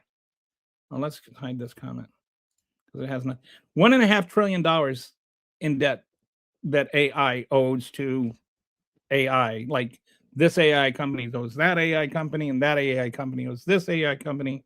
And it's all kind of just this big house of cards that's all debt. And a lot of it is like hidden, like we don't even know who owes people what because it's all obfuscated. So let's say a new chip comes out, the Cascade risk. This is what I was looking for earlier. A new chip is released, so the old GPU lose value. So all this money that CoreWeave has in the Microsoft thing, where Microsoft has 70% of what CoreWeave does, right? And then this new GPU comes out, so then the lenders call in the loans because all of a sudden now you're outdated, and so then the lenders call in the loans. CoreWeave has to give all their money, so the companies are forced to sell the GPUs. The market floods, prices crash. Then you have more margin calls because everybody's selling, because everybody's crashing. Then that causes credit freeze in a recession. This could happen in days, not months. Like you could have the entire stock market crash in just a few days because, again, $1.5 trillion in that debt. And then all of a sudden, one thing goes wrong with CoreWeave. Like somebody comes out with a new chip, and then all that AI is no longer the fanciest, latest, friendliest AI there is.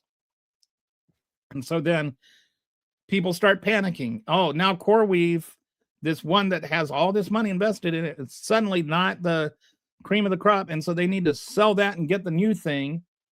And then so CoreWeave starts crashing, then Microsoft starts crashing, then NVIDIA starts crashing, then the whole economy starts crashing. So yeah, that would be bad. But on top of that, you look at what's going on with the economy.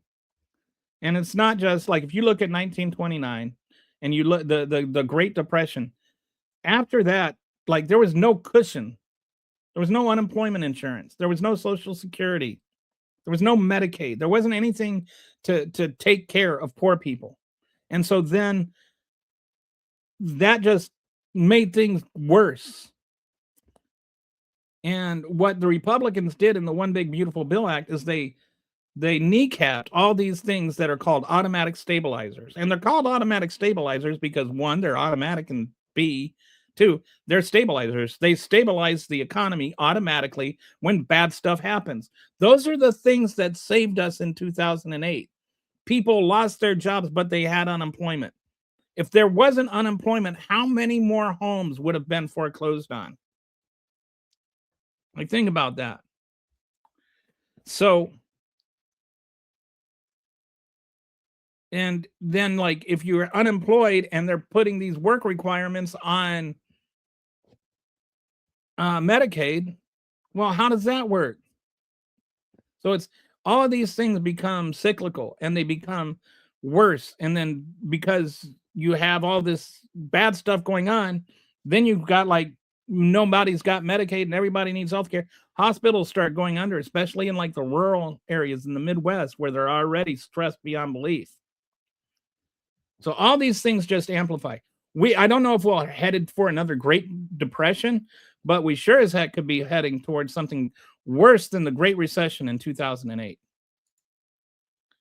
You look at some of the 1929, they had a 10-to-1 margin on stocks. Now we've got these. In 2008, you had these complex derivatives, like with the mortgages and everything.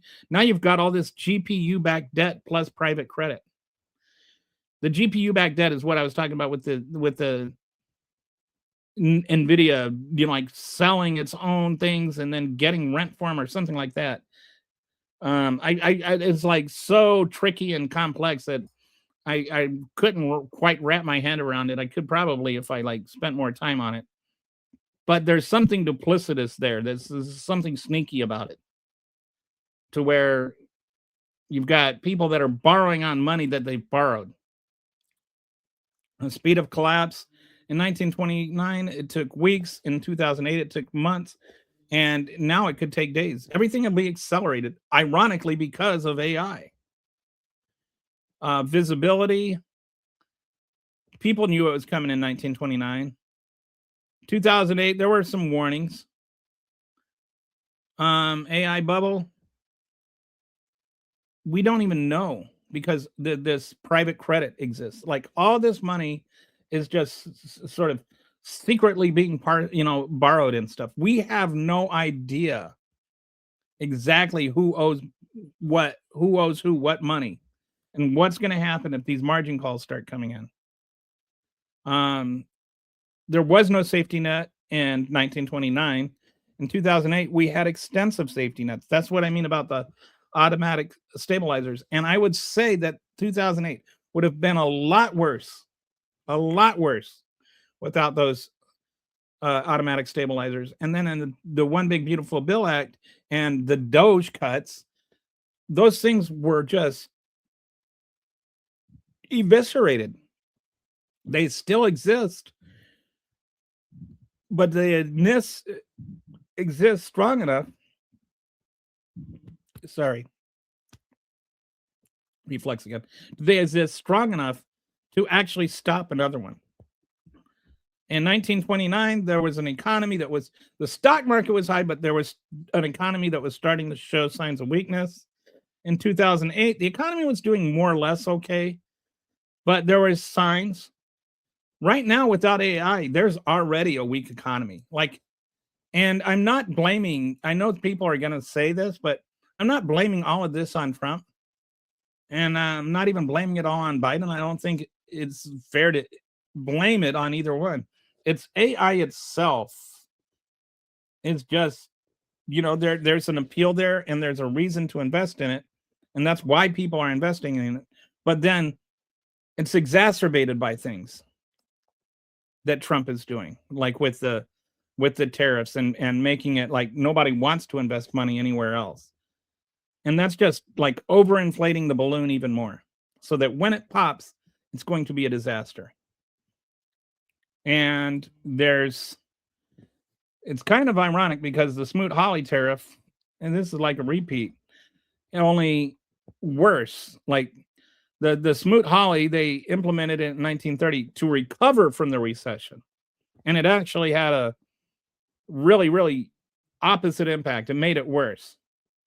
Well, Trump's tariffs are like the Smoot-Hawley Act, but before the recession starts. Both of them were designed to protect American workers, ostensibly, raise tariffs on thousands of goods. Over 1,000 economists warned against it. In 2025, economists warned against it. Hoover signed it anyway. Trump's implementing it anyway. Countries retaliated immediately. Countries retaliating now. Global trade collapsed 66%. Global trade is contracting.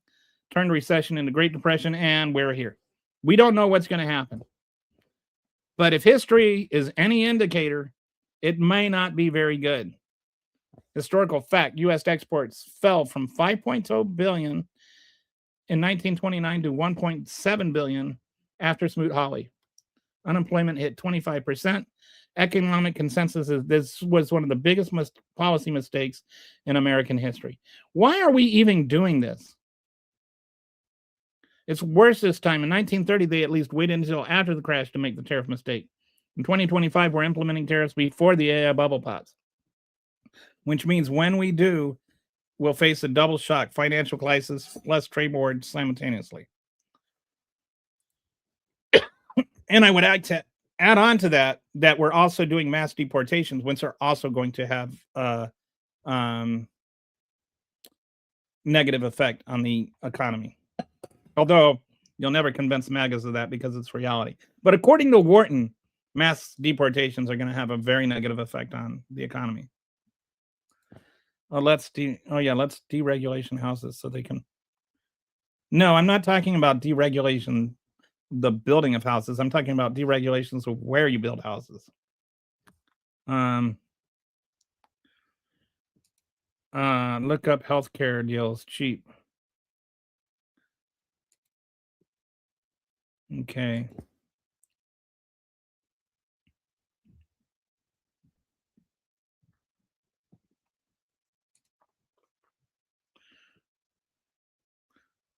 Actually, dude, you haven't been paying attention. Tariffs have actually had a really, really, really negative effect on the economy. Why do you think the price of beef is up? Why do you think the price of coffee is up? Like, yes. Like, tariffs have been bad. There are actual bad things happening in the economy because of tariffs. Like, just sticking your fingers in your ear and saying, no, it's not, doesn't make it go away. All right. Hey, I just... Rainbow Kitty and we got 2 kitties in here. Anyway, just noticed that. So you sound like every stoner nowadays. That's how they work. They charge you more than what actual project costs. That way they make a profit. Wow. Yeah, I searched on Google and the Great Depression was worsened by tariffs. Yes. Thanks. I like to use humor to get through hard times. It's like therapy, but for free. We are doing mass deportations because some dumbass has done mass immigration. No, that's actually not true. Why was it so important before dumbass that did mass immigration was ever elected? And we're gonna that's a whole other thing. I'm gonna talk about immigration tomorrow. By the way, tomorrow's show should be fun. Hey, Resistance Kitty, there you go. There you go, Kitty Pride. I love it. Resistance Kitty and Rainbow Kitty. You're both our kitties. Our kitty squared. I can't help it that you made bad decisions for your life. Buck up and maybe you will be. I don't know what that means. I don't know what to say about that. Okay. Trump 2028. Yay. Who cares about the Constitution? You know what? If Obama ran, if we could run a third term and Obama ran in 2016, we never would have heard of President Trump. Obama would have kicked Trump's butt 6 ways to Sunday. You are unemployed and you are a troll. You don't see anybody here going to Fox News to troll. Why don't you just go where they want you to hear? I actually don't mind them here because sometimes I'm able to get past all the defensiveness and actually have some intelligent conversation. What's up with the billions of dollars of Democrat welfare fraud in Minnesota? Well, that was yesterday's show. But it's not Democrat fraud or Democrat welfare fraud. Like, it's not about politics. It's about some bad people did a bad thing. And they should be sent to prison, and they are being sent to prison. But why is it that your guy commits fraud and you're okay with it?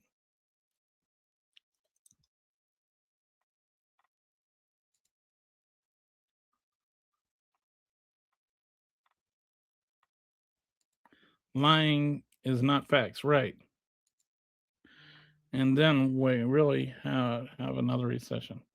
We are truly, truly in danger of going into a recession. I cannot emphasize this enough. When you start stacking up the AI bubble, the tariffs, and the global trade war, and when you start adding on the mass immigration and all of that together, and just generally speaking, when you start like slashing government spending like that, it's called austerity. Austerity is traditionally causes recessions. Almost every case where they've made like massive austerity cuts in the last 30 years, there's been a recession that's accompanied it.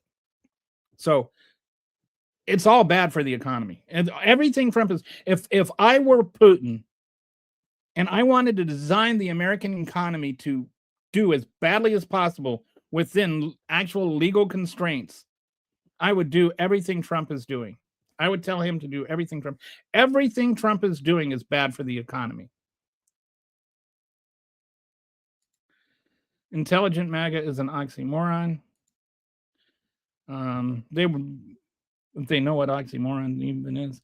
Yes, Obama would have kicked Trump's orange butt, but unfortunately the law didn't allow that. Exactly. Yes, it is. I don't know what is. Who's our president? Donald Trump is. That doesn't mean that you're right. When Joe Biden was president, was that your attitude?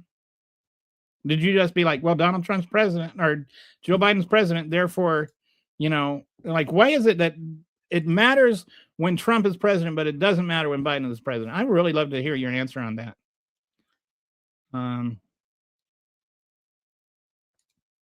I have a good job. Obama can't beat up Big Mike. Oh, look, a transphobic joke about Michelle Obama. 67% of the 9 people in public assistance are white American. You're more likely to be on public assistance if you're in rural America than if you're in urban America. Did you know that? A higher percentage of people, like per capita, red states have more people on public assistance than blue states. They were Democrats to dishing. I don't even know what this means. Yes, because my ex attempting to do horrible things to me is my fault. Get a grip on reality. Wake up and. Oh my goodness. Why is somebody attacking you for something like that, Rainbow? Like, why? Like, Matt, you can disagree and still be a human. Still just have things like basic compassion and understanding of other people. Could is and it might, I don't know. Big is correct considering how fat Trump is. Please tell me you go live every day. I go live Monday through Friday from 1:30 to 5:30ish. And hey, go ahead and oh well, you're on X, so yeah, 1:30 to 5:30 every day. I don't have to live your life to talk. I don't know what that means. We experienced a recession under Obama 8 years. No, we didn't actually. We went into a recession under Bush. Obama actually brought us out of the recession. I don't know if they teach that in history class anymore or what year you graduated from high school, but Obama actually brought us out of the recession. Actually, if you really look at things, watch the GDP growth under Obama and all the economic indicators under Obama, and then look at a chart from when from Trump took over. Everything slowed under Obama or under Trump. Trump just took credit for what the black guy did. I know that hurts your feelings to hear that, but Trump just took credit for what the black guy did. Trump is doing awesome. This is all just nonsense. By the way, I know you don't remember that, just like what happened with the Democrats deeming certain jobs non-essential under Biden during the COVID lockdowns. I seem to remember that the lockdowns were Trump was president. Who was president in 2020? And they weren't lockdowns.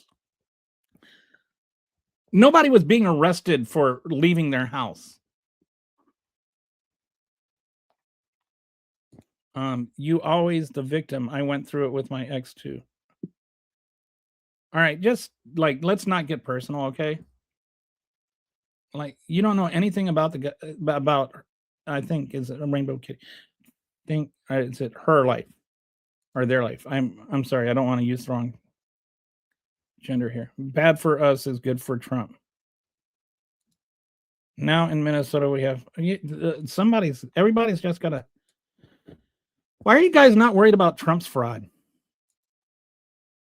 As if they are frauding it, boot them off and or arrest them. They've already been convicted. Like this is not a new thing. They were all tried and convicted under Biden. It's not like this is all like anyway. There it is, folks. Democrats do no wrong and Trump eternally. What did you get any of this? Okay, name one thing that Trump has ever done wrong. Like this is, you're just like flipping this. You're like Democrats did everything wrong because of all the made up stuff you're accusing Biden of doing. And then you're denying that like Trump actually tried to steal the election. Like that actually happened. Trump actually stole top secret documents, including classified material that even he can't declassify by law. Like there's laws against, even the president can't declassify nuclear secrets. And he had nuclear secrets with him. So even your little made up stuff about how he can declassify stuff with his brain, Trump has done wrong things and you can't criticize him for that. Instead, you just need to make it reversey. It's not opposite day, dude. Read a book. Nobody attacking her. I don't know what's going on with all that. I missed something, but blue states are keeping the tax breaks Trump gave the people. I don't think states can override federal tax laws. I don't even know what that means. I know that the Democrats didn't vote for the tax cuts, and they're not tax cuts, they're extensions of tax cuts that tremendously benefited the rich. And when you take into account the spending cuts that went with it, actually is a wealth transfer, the largest wealth transfer from the poor to the rich in American history. Minnesota stole more money. Minnesota didn't steal anything.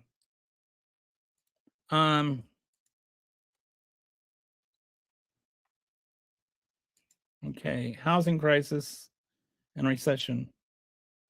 2008, dude.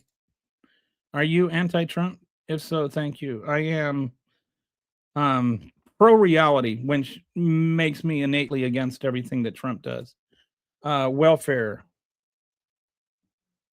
What is that? Do you mean social services, things that might help you get like welfare is like that was a thing that hasn't there hasn't been welfare since like the 90s. You don't remember. I don't remember what. I don't. No liberal has true empathy. They are only empathetic to people that learn their way. Everyone else, I don't know what that means. That's just like yelling things. Hey, the Democrats are doing really. I don't know. I think you forgot to finish your sentence.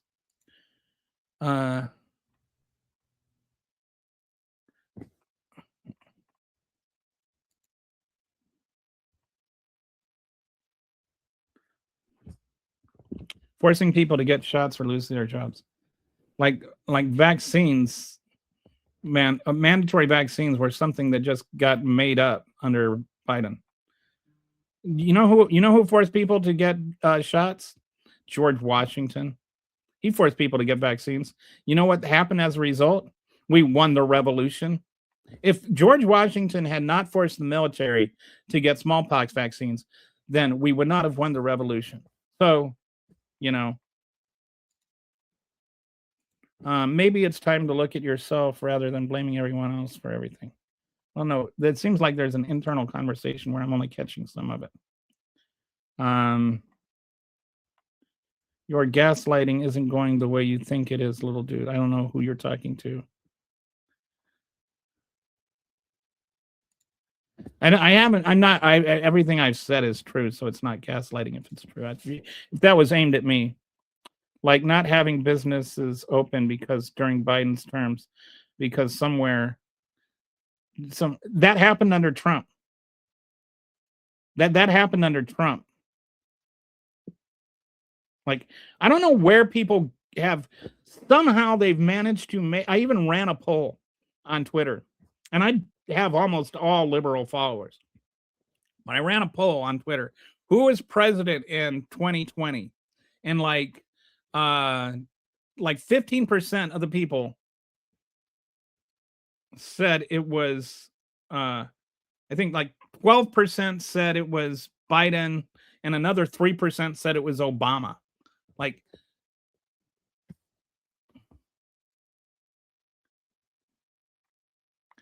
Trump was president in 2020.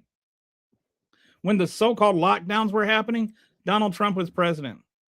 And also, there wasn't anything wrong with those stay-at-home orders. Remain in place or whatever. It was just not even an order. It was like, hey, if you don't have to go anywhere, don't go anywhere. Because the less interaction there is, the less disease gets spread. Like, there was an actual fatal disease that killed over 1 million Americans. And all you guys had to do was, like, if you go outside and you go somewhere, put a piece of cloth on your face, and a bunch of crying little whiny babies that you are, you couldn't do that. You had to just cry and whine. And now, look, over 1 million people dead, and you're proud of yourselves about that. Making up lies about vaccines and just being stupid and proud of it. Like, read a book. Democrats ponder to you as compassion.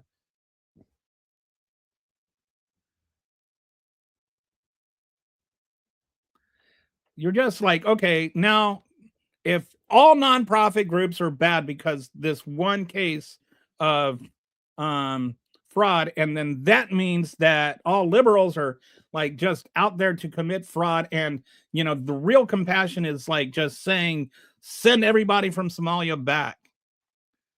That is the real compassion. That is the way to solve all the problems. Shut up.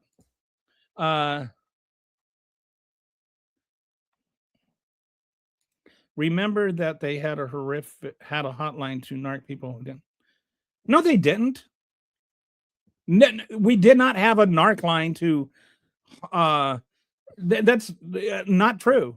That is a made up propaganda thing. I think there was like a couple of towns that might have had something that, like, if people not if people didn't remain at home, but if people insisted on, like barging in and walking around somewhere not wearing a mask while there were masking mandates, then you could call and get somebody to come out there and like manage that situation. But like, why is it that you feel that you have this need to like just not wear a mask? Like, why can't you just put a piece of cloth on your face for half an hour? Okay, can we kick this guy? He's being winch guy. I don't know which one you're talking about. I'm having trouble. I'm like getting commented out again. I'm so far behind. That was before the what was before the Constitution? You have the brain capacity of a goldfish, dude. Okay. I do? No. 2020 was Joe Biden, dude. Google it. Google who was president in 2020. And this so-called shutdown lasted like 2.5 weeks. Obama was deporting Mexicans and blacks and letting in Muslims.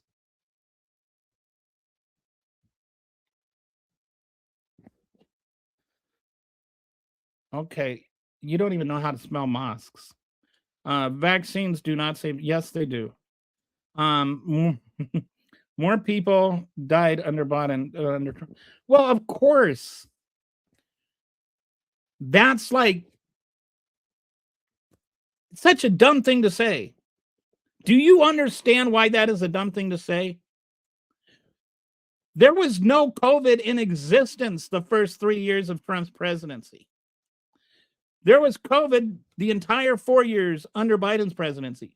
When Biden was sworn in, we were literally at the peak of how many cases there were and how many deaths there were per day. So of course there's going to be more deaths under Biden. That's the way math works. There were already like just the people that had COVID that were going to die of COVID. There were already as many people that had COVID that were going to die of COVID when Biden was sworn in than died under Trump. What was Biden supposed to do? Cast like fairy dust and cure everybody? That's such a dumb argument. And it's like when people make that argument, I'm like, seriously wonder, did you even think that through before you thought to regurgitate how stupid a thing that sounds? This dude is telling lies, but you can't actually identify any lies that I have told. You're the one that keeps talking about how Biden was president in 2020. Oh, look at David. Oh, yeah. Tell your mom I said hi. COVID was a scam as it was for all people.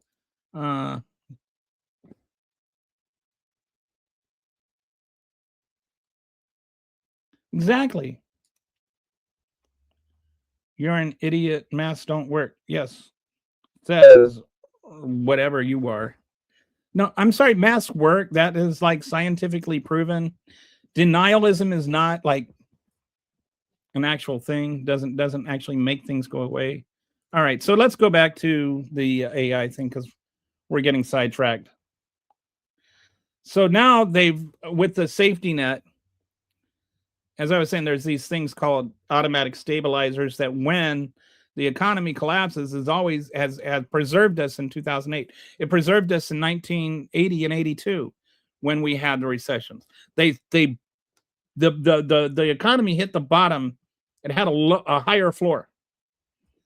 After 1992, after 1929 and 33, we learned our lesson and created automatic stabilizers, programs that inject money into the economy during downturns without requiring congressional action. These are what prevented 2008 from becoming another Great Depression. Unemployment insurance, SNAP expansion, we expanded at $40 billion a year. Medicaid expansion, we expanded at $100 billion a year. Automatic tax reduction, $400 million a year. Billion.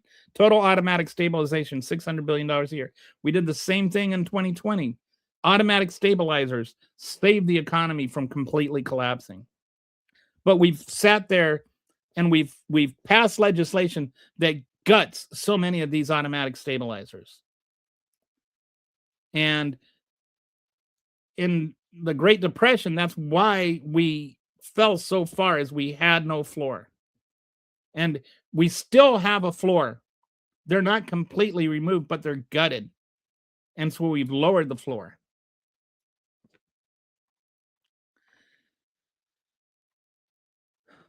Now we're cutting those exact programs before a potential crisis. SNAP, we just cut it $213 billion. Medicaid, we just cut it $880 billion. Unemployment insurance, state level cuts to eligibility and duration. Government employment, DOGE planning massive federal workforce cuts. Government employment, by the way, was a big reason that we were able to get through the 2008 recession. Government spending is not bad. Government jobs are not bad. I know that conservatives have been taught to believe that if you're working for the government, you're an evil person, but that's not true. Government jobs can actually do a lot. They're as we're finding out, right? Like when during the shutdown, we found out, oh, gee, some of these government jobs are actually pretty important. Social Security, defunding through payroll taxes, privatization discussions. And that's a whole other disaster I don't even want to get into. Like, that would just be the worst thing. How many 1930s policies mistakes are we repeating? Tariffs during economic weakness, ignoring economist warnings, economic nationalism rhetoric, which is like, in 1929, it was bad, but now it's just stupid. Like, Donald Trump talks about globalization as though it's the worst thing in the history of mankind. Globalization has been fantastic. We've grown because of globalization. Restrictive immigration, mass deportation plans. He's even kicking out people that came over here legally. Attacking the Federal Reserve. He wants to sue. Government spending cuts. DOGE. That's a whole other thing. I want to look into that some more. Like, what is the ripple effect of these DOGE cuts? And I'm not just talking about like the millions and millions of people that are dying in Africa because, like all of a sudden we're too good to help people get vaccines. Reducing regulatory oversight. And I'm not just talking about COVID vaccines either. Reducing regulatory oversight, concentration of wealth worse than 1929. Did you know that? Right now we have more concentration of wealth at the top than we had in 1929. And we're dismantling the safety nets. We are primed for a recession in every single way. So what could happen when the AI bubble pops? Week 1, the trigger. CoreWeave or some other similar company defaults on debt. GPU starts falling. Margin calls issued across the AI sector. Day 2.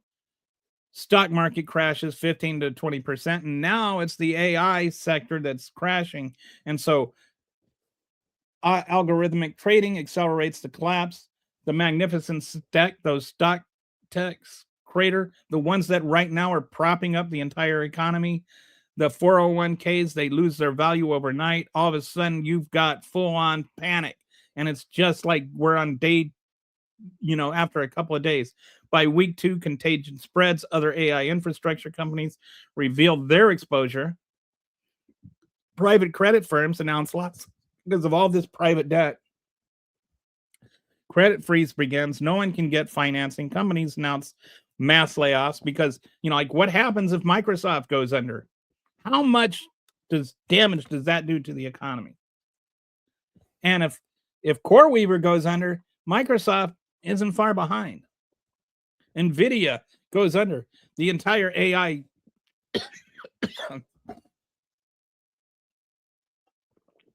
sector starts to crash. Week 3 to 4, economists revised GDP forecast from 3% gain to 3% loss. The 92% of growth that was AI investment gone. What's left is a stagnant economy that was holding underneath. And then that economy is going to be getting crushed by all the other disaster. So, sorry, I don't know if somebody was laughing there. I think they were laughing because I was having trouble talking and breathing at the same time.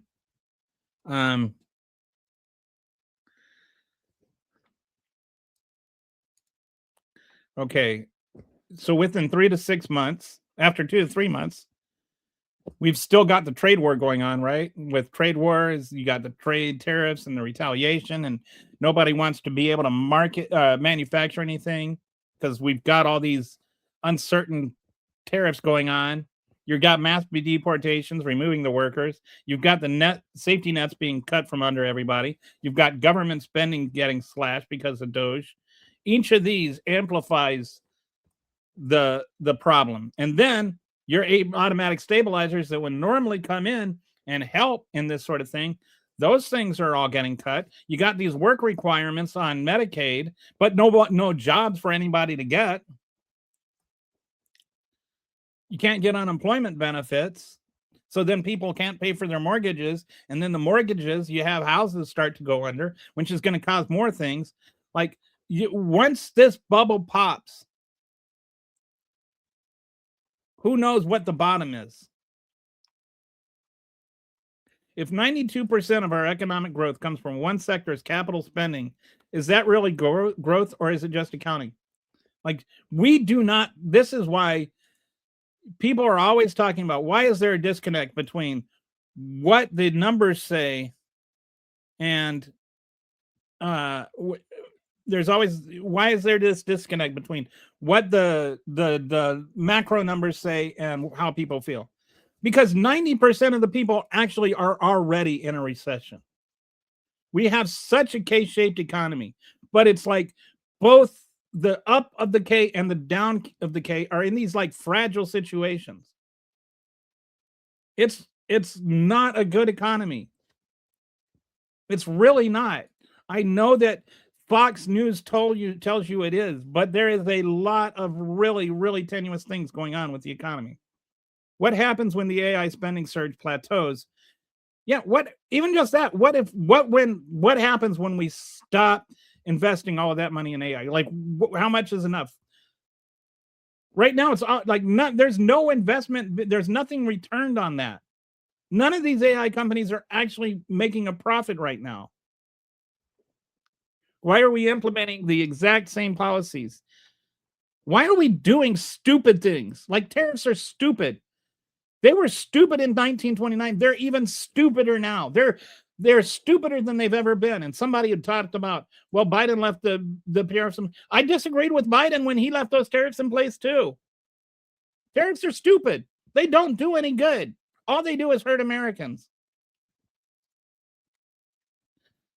There was a study they did on the washing machine things, and the amount of money they cost American taxpayers it's like versus the number of jobs they created. It was like it ended up costing taxpayers $100,000 per job that was created through this washing machine and dryer manufacturing industry. Like it was not helpful. It was not helpful. Who bears the risk when the bubble pops? Tech executives and investors who got rich. Do you think that Elon Musk is gonna like be the one that's in the poorhouse? I don't. Do you think Bill Gates is gonna be the one that's in the poorhouse? I don't. You think the people that are donating money to Trump's ballroom are gonna be in the poorhouse? I don't.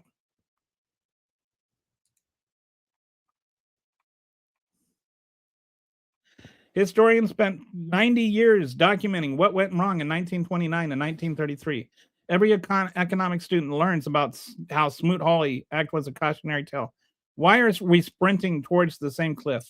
Like the number of MAGAs that do not know that tariffs are bad is just startling. The number of MAGAs that think other countries pay tariffs is just frightening. We're not facing an AI bubble. We're not just facing an AI bubble. We're facing an economy that was never actually growing. And I'll say this too. This did not start under Trump. This illusory economy started under, well, maybe even Trump the first time. But the AI bubble has been building. It did not just start inflating under Trump. And it's why you see these massive jobs corrections.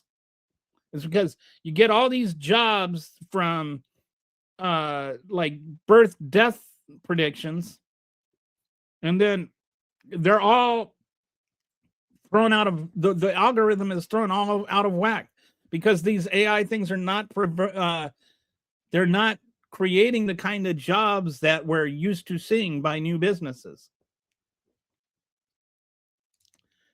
The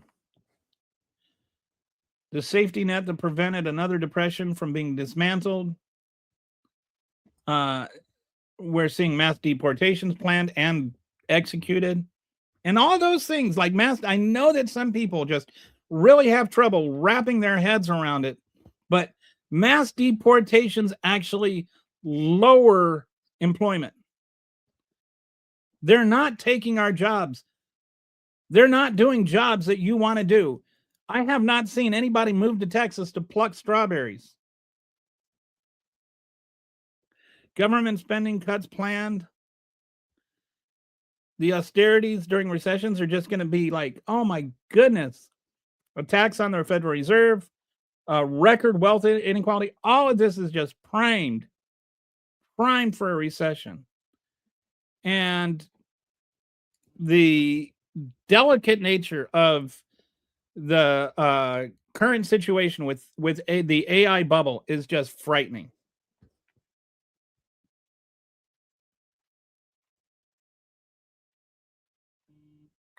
Okay, so let's look at Pelosi. Yeah, so is Donald Trump. Somebody talking has the IQ of a mudflat, and yet still smarter than you. God, Emperor, my ass. This started with trickle-down economics policies. Yes. The attacks in union and organized. Yes, I agree. King Trump.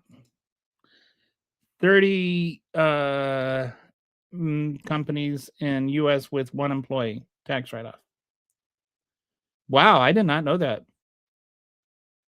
That's really sad and scary. In 6 months, it's going to be great. I wonder, so is that, I'm assuming there's the employer and the employee, like it's not like the one employee is the owner of the business. So I wonder how many of those would be like the employee is the spouse of the employer. In 6 months, it's going to be great. Yeah, I keep hearing that. I think that's going to be, is that 6 months and like after the Trump healthcare plan is released, or like, I love the way they're kicking the can down the road. They're going, oh, it's going to be great after the election, after the 2026 election. They went from, oh, we're going to drop the prices overnight. Day one. Like, how many times did Donald Trump say day one? And it's like, we're almost up to day 334 or something like that. Actually, less than that, 300. 342. We know you love Trump's kingship. Chill. Okay. Hell, this guy probably thinks we're in a democracy. We are in a democracy. You probably think that a republic is not a democracy. They are also lower rents.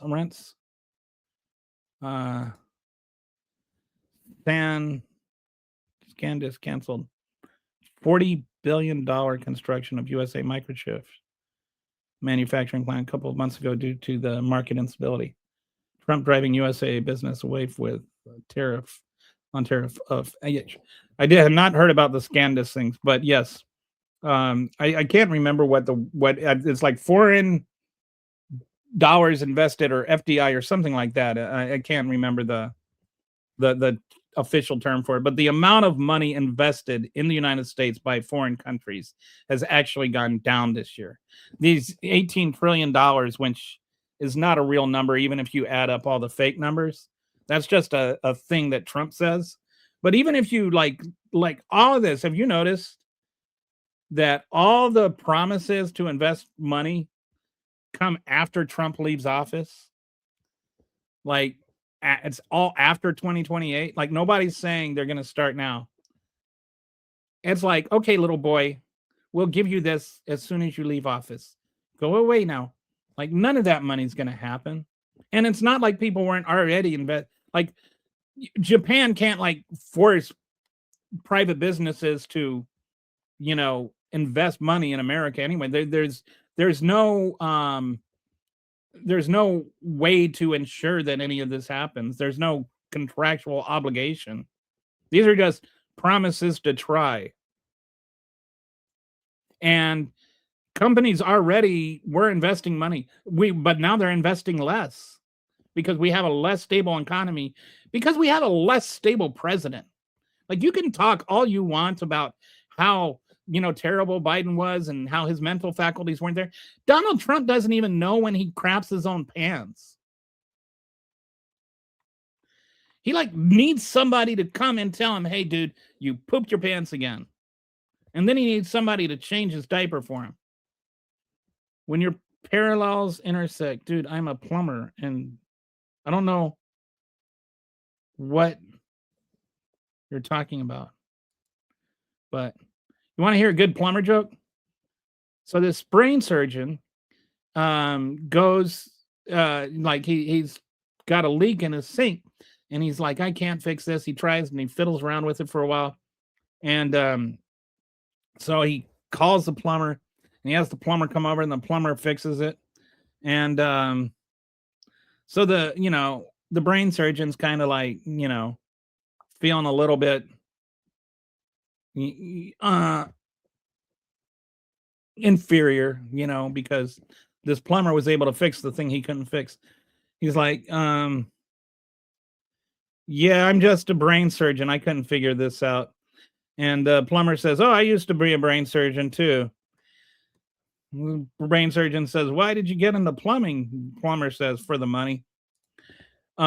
So my rent went up $150 to $3,000. Wow. You must make good money, Brett. You're paying, or else you live in California. $3,850. I'm sorry, I have to do this. Okay. Times 12. So that's $46,200 a year. You paying more in rent than like 40% of America makes. So when am I coming over? Like, I bet you've got some good food. Doing more than Biden and his auto pen. Donald Trump is an auto pen. He sits there and he stares vacantly at somebody while they explain to him in little boy terms what bill he's signing. He has no grasp of what he's signing. He doesn't even know who he pardoned or why. Well, they told me he was a bad guy or he was a good guy, and he doesn't even know. He has no concept at all of what he is doing. He is a void, lost, little old grumpy man. And they give him playthings that cost trillions of dollars. He thinks the military is his toy. He is absent. He is playing three Dementia chess while everybody else is like trying to play checkers. That's because you're in a democratic state, fool. That's why it went up. Farmers need welfare. Do you think Trump is going to allow you to sit around and play on the internet all day and support you? I don't think Trump is supporting me. I don't know. I think she's on my side. Don't worry. God, Emperor Trump is going to save us with the terrorists, despite you being too stupid to understand their purpose. Okay, Lynn. They're not working. Manufacturing jobs are down 100,000. Like you can say I'm stupid, but I'm not. I am smart enough to know that losing 100,000 manufacturing jobs is not saving us.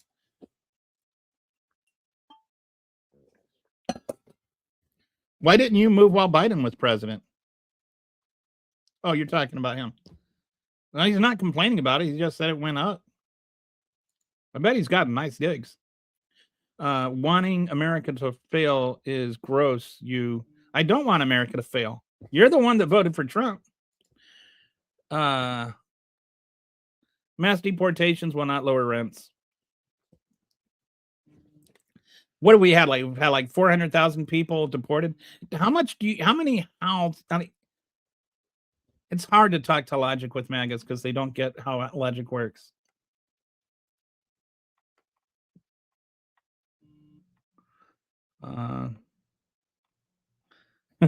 It's like this is like the only way you can like the MAGAs say things that are so stupid that it's hard to like want to formulate a response because it's like there are 11 layers of stupid that I have to go through here before you will even understand the first layer.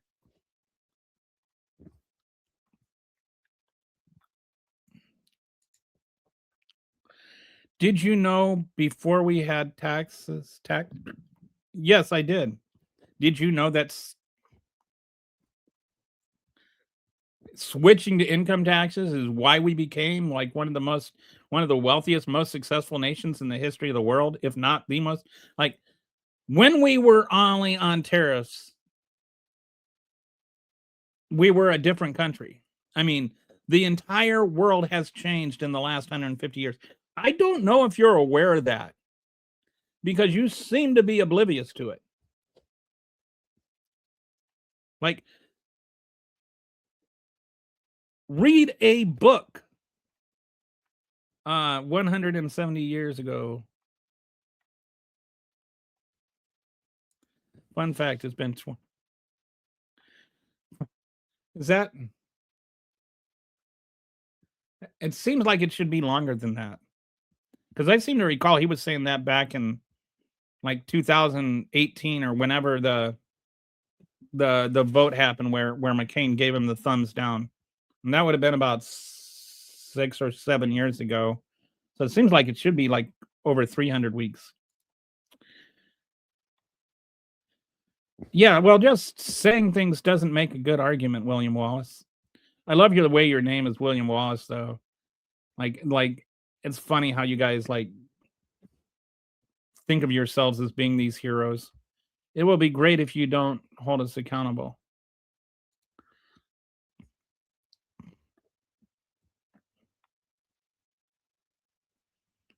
Yes. Tariffs are bad.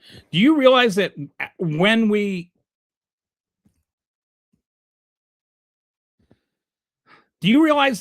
had tariffs, we had open borders? Did you know that? We didn't have any immigration laws when we had tariffs. So by your logic, we should have open borders again. We should just do away with all immigration laws. We didn't have any federal immigration laws when we were all on tariffs. So which is it?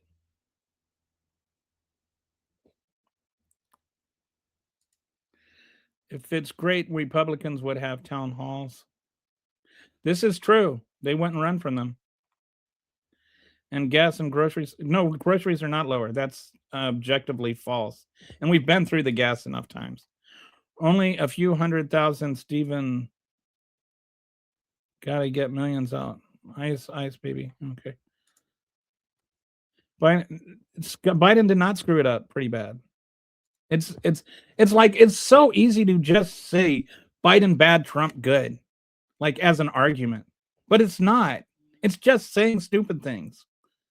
Do you know how arguments work? Do you know how facts work? Do you know how formative, logical discussions work? Try having one. Donald Trump promised your energy bill will be half time within the first year in office. TikTok. What is okay? How much?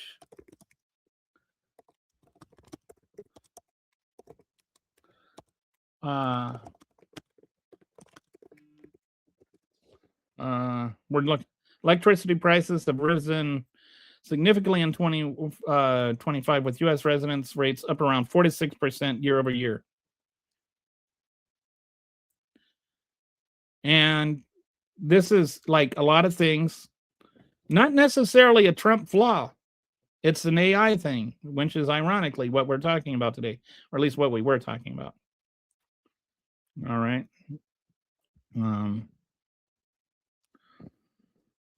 Whoa, Tall Paul. How have they affected you personally to make you this angry? It's like, right? You know,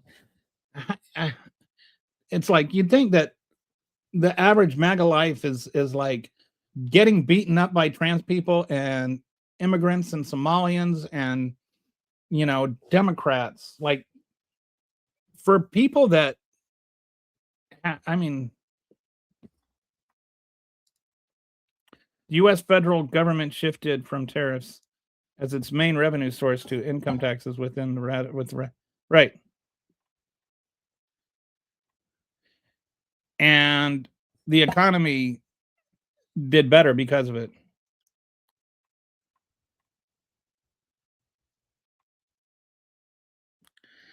January 6th was an FBI setup. Who is president on January 6th, 2021? My gas is already down 30 cents where I live. Okay, good.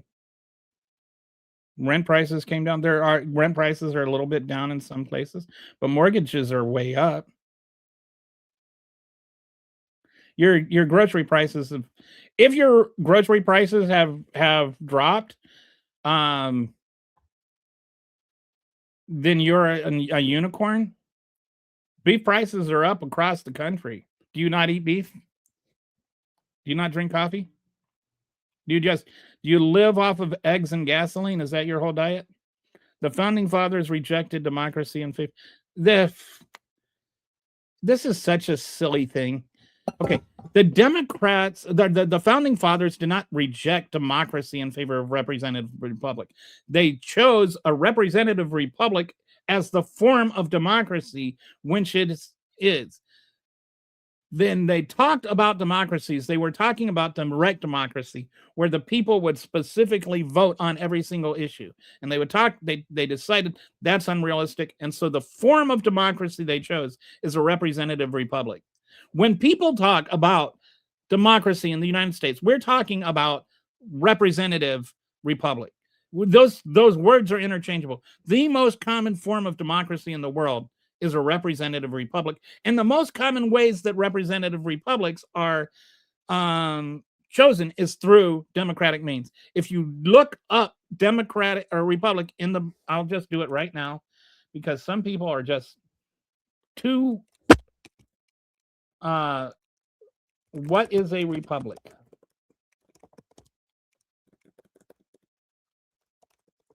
Or what is a representative republic? And I'll share my screen here just as soon as I get that typed in. All right, so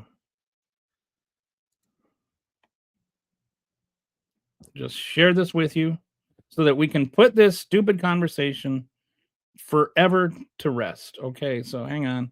Got to come back over here and share this tab instead. A representative republic is a form of government in which citizens elect representatives to make policy decisions and pass laws on their behalf, operating within a fundamental framework of fundamental laws such as the Constitution, protects individual rights and majority. This system prevents the tyranny of the majority that can occur in pure democracy, which is, what I was just saying. What does the word elect mean to you? Like, people want to make, especially conservatives, want to make this distinction between democracy and republic as though there is one in anybody's mind. Like, nobody's confused here except for you. Everybody that talks about a democracy is talking about a representative republic. I think what happens is that in your little weird adult MAGA hatted brains, you think that republic is better because you're Republicans. Do you know who came up with the Democratic Party? The founding fathers. Thomas Jefferson was a Democrat. Sit down, little boy. I hear MAGA say now that, how does Trump lower oil prices? He doesn't. I think you're asking rhetorically. You're right. Donald Trump doesn't lower oil prices. OPEC increase the amount of oil that they produce, which is why we have lower oil prices. So, okay, not everybody lives in Ohio. The national gas prices, as you know, we've gone over this already. Maybe you weren't here. The national price of gas is down about 20 cents since January.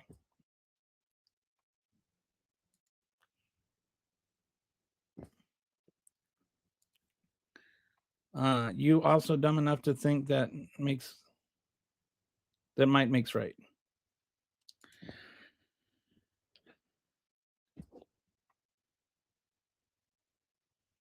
Apparently, you don't know laws and orders. Bum bum. Okay. Kamala would have been a disaster, and we would know about all the corruption that the Democrats did. I don't know what. Sandisk would have only been 6 months of construction anyway. They would have been unemployed very quickly. Why do you say that? I don't know anything about that. I didn't know anything about them not doing a thing. SanDisk is like the hard disk thing. Is that, or am I outdated on that? I remember, like I'm old, so I remember reading when like the back in like 97, I was reading an article about how they were coming out with these solid state drives that would like change storage forever. So, and how like one little disc could have like an entire set of encyclopedias on it. Y'all don't know. Y'all young people don't know. When you had a Commodore 64 and it was like 64K of memory, and it was just like, whoa, that's life-changing. Okay. Michigan is a blue state, I might add. It has a governor that's depends on how you determine. It has a state, the governor is blue.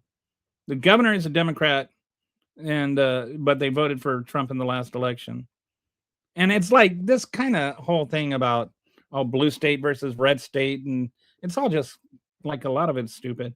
First of all, we would have never found this. There is no fraud, waste, and abuse. The fraud, waste, and abuse is in the White House. You didn't find stuff. You just declared stuff, fraud, waste, and abuse. That's why they had to keep running back and trying to rehire people they fired.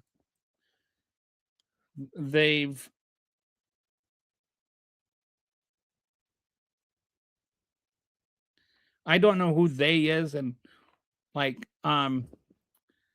there are people who were raped, and there were people that were murdered throughout the history of our country by immigrants and by people who live or were born here. Like acting like it's there's actual literal data that shows immigrants are less likely to commit violent crimes than native-born Americans. Yes, I do think might make mistakes. It doesn't necessarily mean right, but it definitely makes, I don't know what that all means. I believe you are thinking of Joe Biden. I don't know what you're thinking of Joe Biden. The new fraud was prosecuted in 2022 with over 100 convictions. Oh, the Minnesota fraud. I think it's more like 60 convictions, but yeah, this is not like they and there may be some new stuff, but I don't know. Like this is yet to be like really. What we know is some right-wing guy with a camera went and just like pounded and said, let me in. And that was it. Like, we don't know that any, fraud was going on there. It may be, it may not be. If it was, then people should be prosecuted. But the 80,000 Somali people who had nothing to do with it don't deserve to be prosecuted because what some Somali people did. That's like me saying everybody in MAGA should be prosecuted because of what Trump did. You're getting advice from a plumber. Hey, sometimes plumbers give good advice. Joe did all this guy is blaming Trump for it. No, he didn't. So far, this MAGA troll reported me twice but both, MAGAs are like, for people that are pro free speech, are awfully like, How do you melt how do you melt a MAGA snowflake? Is you state a fact.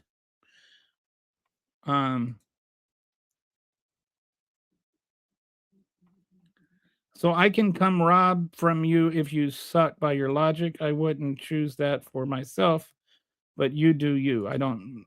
I. Oh no! Please don't use AI.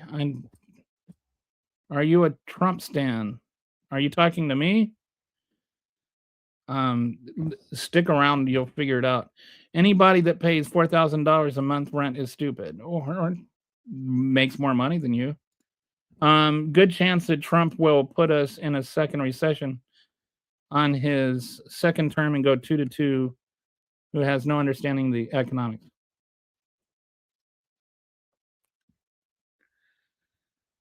It's interesting. I think actually, I am a licensed journeyman electrician. Read up on the microchip plan. 1.5 to 2 year minimum of full-time employment with few months, 2 shifts for hundreds of just my trade. The Microsoft chip plant. But what happens if that goes under? I think that's part of what we're saying here. Is that or what I'm saying is that this is all on this precarious house of cards. So if something were to go wrong with those microchips, to where either somebody comes up with a better microchip or the one of the companies that's either whatchamacallit, the core, whatever it's called. If one of those plants goes under, one of those companies goes under, then Microsoft could come with it, or at least, have some pretty deleterious effects. Okay, well, have you tried talking to your mommy about that? Trump is a hoe. Trump's approval is better than the. Yeah, well, look at the generic ballots. We all are immigrants. How do you feel you need to live with Vance or Rubio for? Well, we'll see. I was told that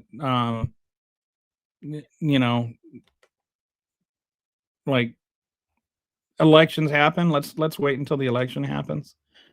I've been told lots of times that somebody was going to win that didn't win.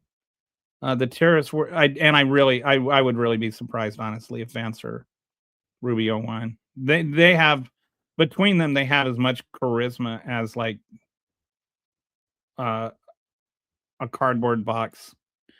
The terrorists were left over from Trump's first term.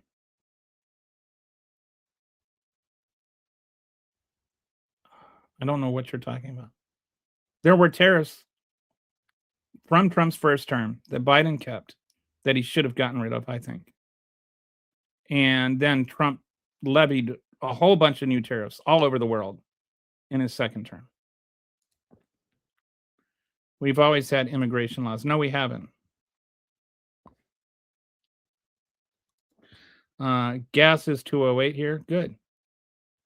Happy to hear it. Just because tariffs were good doesn't mean having open borders. Well, just because tariffs were good then. So what you're saying is that something that was good then might not be good now?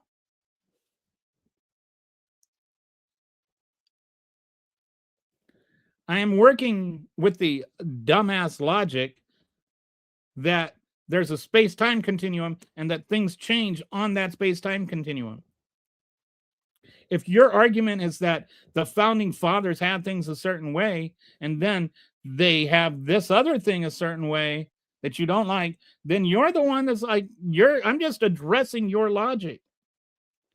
I am pointing to your logic and showing, well, if you hold this, then you must also hold this.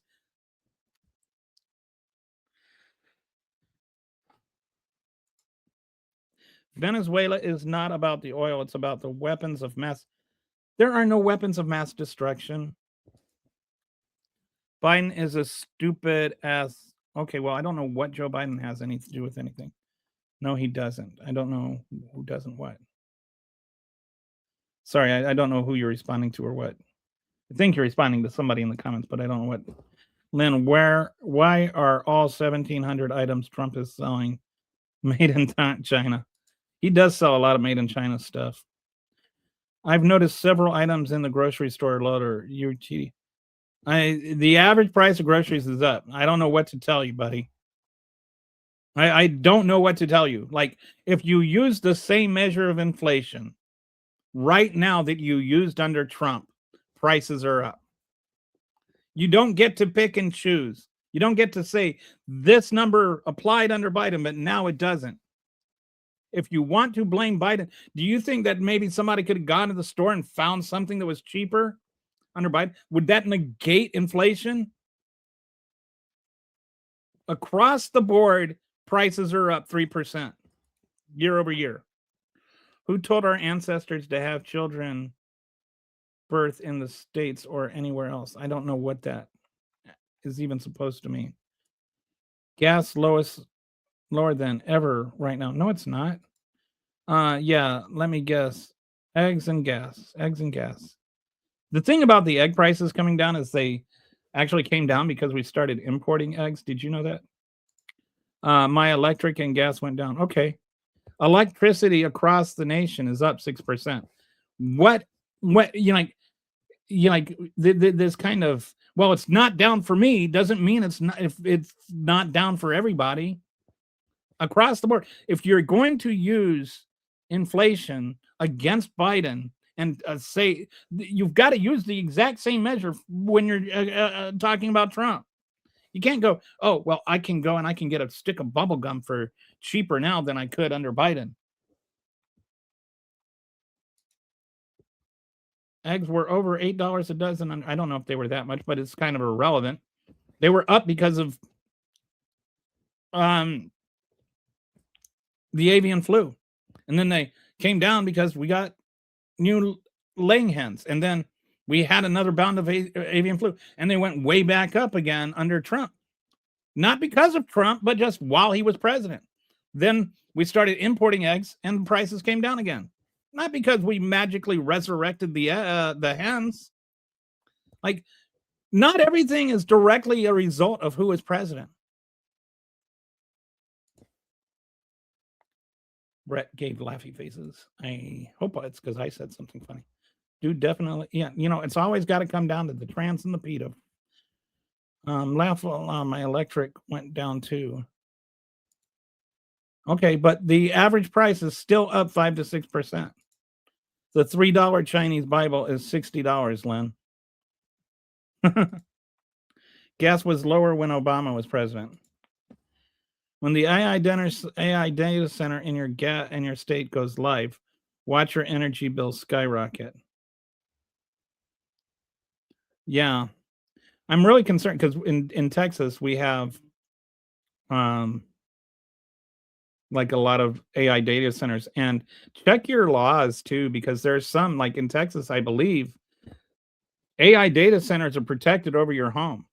So if it comes to either the AI data center goes down or your house loses electricity in the middle of the summer when it's 120 degrees outside, you get to die of heat stroke so that the AI data center doesn't have to shut down. They were 69 cents.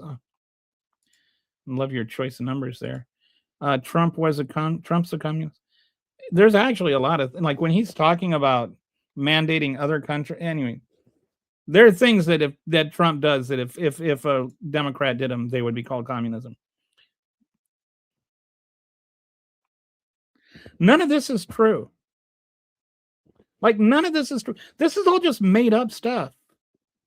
I can't refute what's not true. Like, you made something up. Unmake it up. Gas is low. Food prices are the lowest in history. Guys, food is lower than it was under Truman. Never in the history of our country have we had to pay less for food. All those inflation reports are lies. People are we're being paid money to take money out of the store now. Even though borders were open, they still had to be checked. No, they didn't. And under Biden, do you think that they didn't check people? How do you think they had encounters? Like, what do you think encounter means? Have you thought about this? Have you thought this through? When they're being encountered,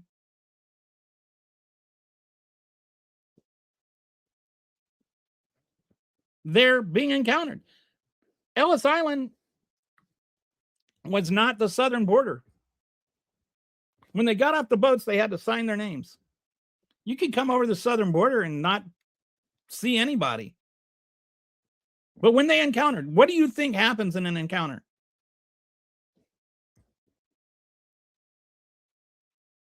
Like, what does even that word mean to you? Do you think when you like type these things and you're like, oh, I got him there, do you think about what you're saying? Do you really think that under Biden that they pulled back border patrol, people just rolled into the country? I live in the Midwest and you can get a job anywhere and start at $22. Okay. Trump is a commie. Now I know you're trolling. He does a lot of things that would be called communist. Trump loves unions. Yeah, right. Watch your water bill skyrocket also, Bill. Oh, with the AI, because yeah, AI uses a lot of water. Eggs have dropped down. This is true. The rest, and it's because we imported eggs. We didn't Trump didn't resurrect chickens. Rest of our food has slightly increased. Some of it a lot more than slightly. Price of beef is like way up.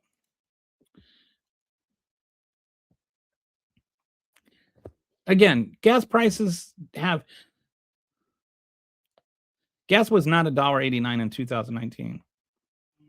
It went down during COVID because nobody was driving. You've got a point there, Kelly. Why does MAGA fear blue-haired trans in the bathroom with them? Are they that weak, or is it they're afraid they will of what they will feel? They do crash Grindr a lot. Yep, that might be it. Or maybe they're afraid, maybe they want the trans women in the men's room with them. Maybe that's what they want. They want to get the looky-loos. They want to get a little peek at the action there. See that, you know, when they're dropped the drawer and go pee.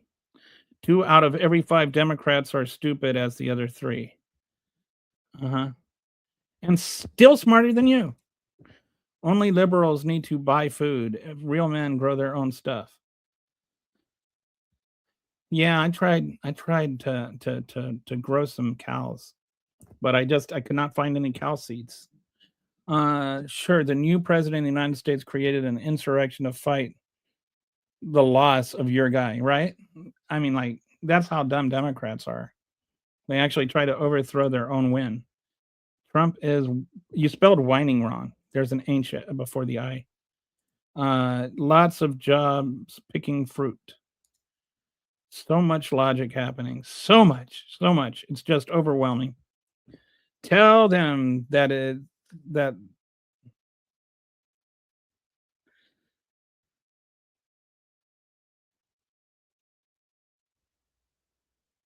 gas prices are down because oil production is up. And international oil production. Venezuela is not about the oil, is about the weapons of mass destruction. Yeah, you already said that, and I already told you it's not. I actually don't drink coffee. I eat beef all the time, but more of a fish guy. Is the price of fish up? I don't know. Probably.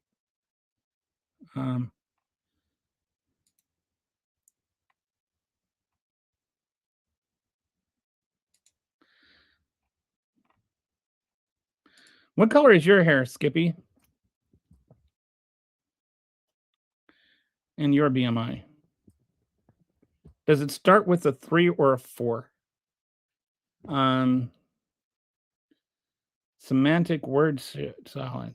Okay, so that's, I have nothing to refute what you're saying, so I'm just going to use ad hominem attacks. I'm tired of the proletariat fighting between each other over nothing. Well, I am too. And like I've said before on this show many, many, many times, this is what the rich people want. They want the poor people fighting with the poor people. They're down from 1 year ago. What is down? Prices overall, like inflation is up inflation is 3% over last year. Year over year, 3%. That means prices are up 3% from last year. Now, you can find certain items that maybe are up or down, but those are all included in that inflation. So the same inflation numbers that you use to attack Biden are also true under Trump. I don't understand how to make this more clear. Prices are up under Trump. That does not mean all the prices that are up because of Trump. Some of them most certainly are, because nothing the president can do more directly impacts the price of things than tariffs. And Donald Trump has placed tariffs on literally the entire world. So that actually makes prices go up. All MAGA and Dems can get bent. Okay. All right. MAGA doesn't understand this. Tell them that less people are working and that's why gas prices are. Well, less people are working.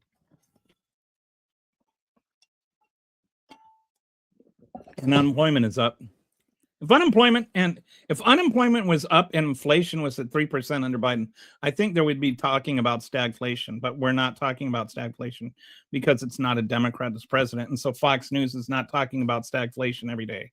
And it seems like every network just has to run with like Fox News runs a thing, and then MSNBC has to run a counter narrative, and then CNN has to run both narratives. We are a constant, yes. Okay, we've already been through this. If you don't know what words mean, then just look them up. I literally looked up the word for you on the internet here, like during the show. Our founder specifically spoke a pure form of democracy. That's why yeah. Well, that's not why they created the Electoral College. They created the Electoral College as part of a compromise to allow slaves. But they did want a representative democracy. Nobody is confused about this. Nobody thinks, what is that president guy? You know, like when you're talking about voting for the president, obviously you are talking about a representative democracy because you're voting for the president. Duh. A representative democracy and a republic are not exclusive to the Electoral College. There are lots of countries that have representative democracies, but not an Electoral College. Just so much. Just read a history book, please. Trump is president with the highest IQ in history, and he never met with Jeffrey Epstein. I have a feeling there was some sarcasm in that. Say democracy and trolls say republic. I swear, I think it's because they think democracy means Democrat and republic means Republican. Like that is their insight into civics.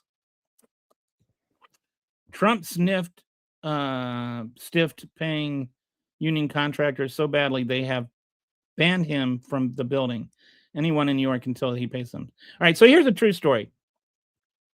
I have a friend who has a painting business in Chicago, and he's actually very good at his job and has achieved, a pretty high degree of success. So he does like a lot of the skyscrapers and stuff in Chicago. And Donald Trump actually asked him if he wanted to paint Trump Tower in Chicago, and he declined because he had heard that Donald Trump had a habit of not paying his bills. And so then he had a guy that had worked for him for like a long time and saved up some money and then started his own business. And Trump went to him and said, "Hey, do you want this job?" And the guy said, "Yes." And then my friend said, "No, don't do it. Do not do it. Donald Trump does not pay his bills." So the guy spent all his money, every ounce of capital he had, on the paint to get this job done. And Donald Trump never paid him. And long story short, the guy now works for my friend again. His business had to go bankrupt because Donald Trump wouldn't pay his bills. Donald Trump is a cheapskate and a freeloader. I think there was like over 2,000 lawsuits against him. He doesn't pay his bills, and when he went around the country and was getting all this, like having his little MAGA tours, he wouldn't pay his bills there either. He still owes like half the cities in the country for his little MAGA tours. He's a scumbag. Just admit it. It's not hard. Like once you accept that, embrace the notion that Donald Trump is not perfect. Name one, like I always ask maggots, name one thing wrong with Donald Trump. And they'll be like, he's too perfect or something like that. Like they cannot actually articulate something wrong with Donald Trump. And yet we're the ones that we hate him no matter what he does. And it's like, you adore him no matter what he does. He tried to overthrow the country and you still adore him. You adore him because he tried to overthrow the country.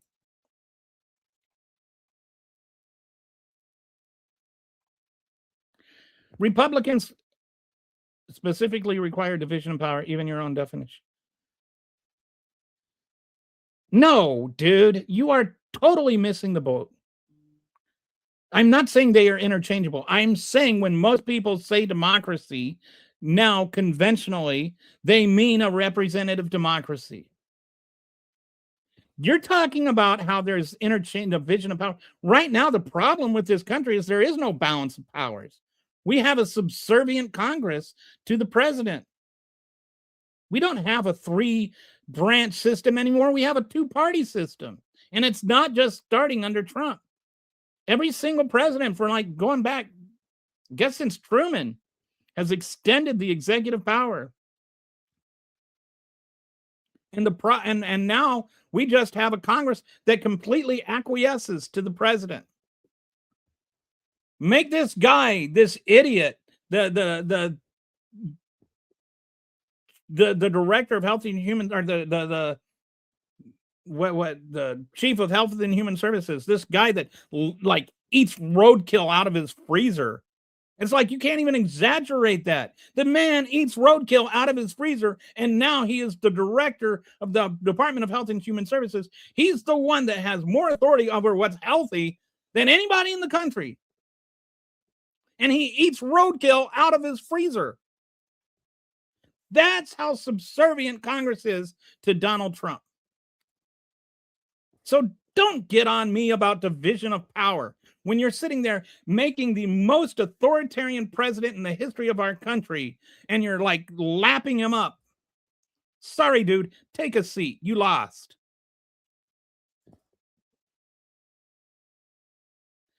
I am not prove myself wrong. Dude, I read the definition to you. Gas prices are entirely down because it's winter. Blend gas increased OPEC to non-OPEC countries. Yes.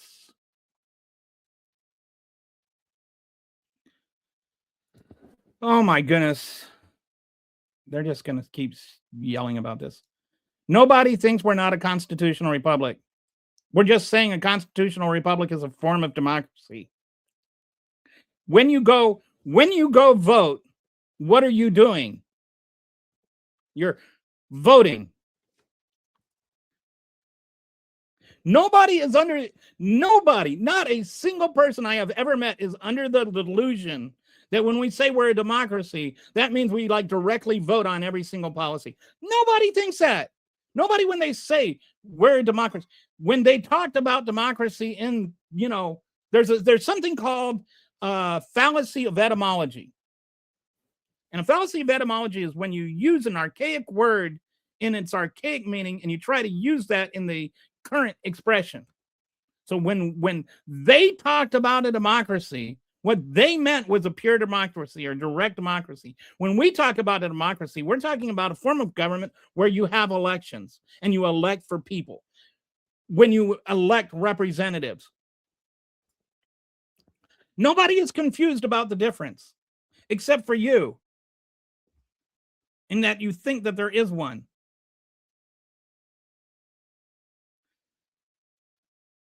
I think Skippy is kind of half joking. I think Skippy's a character. I like Skippy. MAGA doesn't care about separation of powers. They don't understand the Electoral College. They don't understand the modern idea of democracy. They don't even give a F about the Constitution. They really don't. Like, they're the same people that are like, Trump 2028, Trump 2028, Trump 2028. The founding fathers said we're a republic, not a democracy. There you go. Yeah, exactly. I'm praying that you are joking. Okay. The art of a deal equals how to make money. You should try it unless you can't. He didn't even write the art of the deal, dude. And it's like, nobody, like, I don't think if you go to business class, like, people act like the art of the deal is some classic piece of work. Do you think in business school, do you think at Wharton they like make art of the deal assigned reading or something? How is it that the guy who wrote the art of a deal that told you how to make money bankrupted multiple casinos? He couldn't even make a casino work. That's like not knowing how to roll a ball. He tried to, yeah. So then he tried to do the whole USFL thing, and then he lost, and then so he tried to sue the NFL for having a monopoly, and the jury gave him a $1 award. That was hilarious. We don't need to vote. Trump is king. Ain't he just great? Don't you just love him? Okay, I'm hoping that was sarcasm. If we deviate from a contract, you're subject to, yeah, which is why there are thousands of lawsuits against him. But you know what? He just like keeps everything tied up in court. Most people don't have as much money as him, so they end up running out of money before they get a court date. Of course, he's subject to litigation, but he evades the actual having to pay because he evades the court.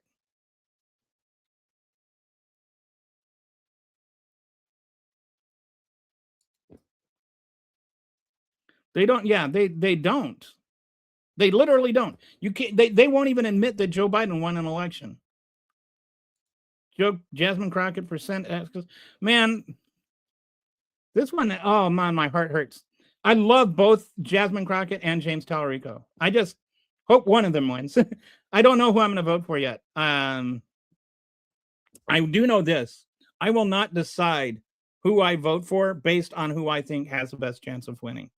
I'll decide who I vote for based on who I think will be the best senator. And I'm still like, I love them both. I was hoping James Tallarico would run, and he was like the guy I wanted to run, and I was like, yes. And then he ran, and I like him better than what's his name, the guy that dropped out. He just didn't do that much for me. Allred, which I'd rather have Allred than another Republican, but I really like James Tallarico. I really like him. And I like his measured demeanor. I like everything about him. But I love Jasmine Crockett, too. I would much rather date Jasmine Crockett if I weren't married, but, not like she would date me. He doesn't think there's a difference. I don't think that there's a difference between, let me be clear, Len, because you seem to be hard of hearing. I think that when people say democracy, in today's language, they mean a representative democracy. I don't think that there is a difference between a republic and what people conventionally mean when they say democracy, or even what you mean.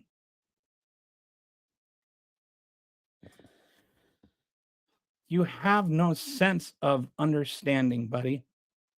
We don't elect anyone electoral votes. We elect senators. The Constitution, we didn't elect senators. Under the original Constitution, we elected representatives who elect the senators, and we elected electorates who would vote for the president. But we still voted for the electorates.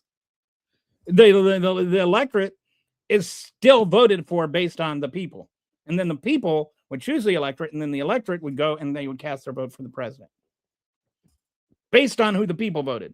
Only they could overturn it if they could change their mind if they wanted to, which has been very, very rare. And in some states, it's illegal.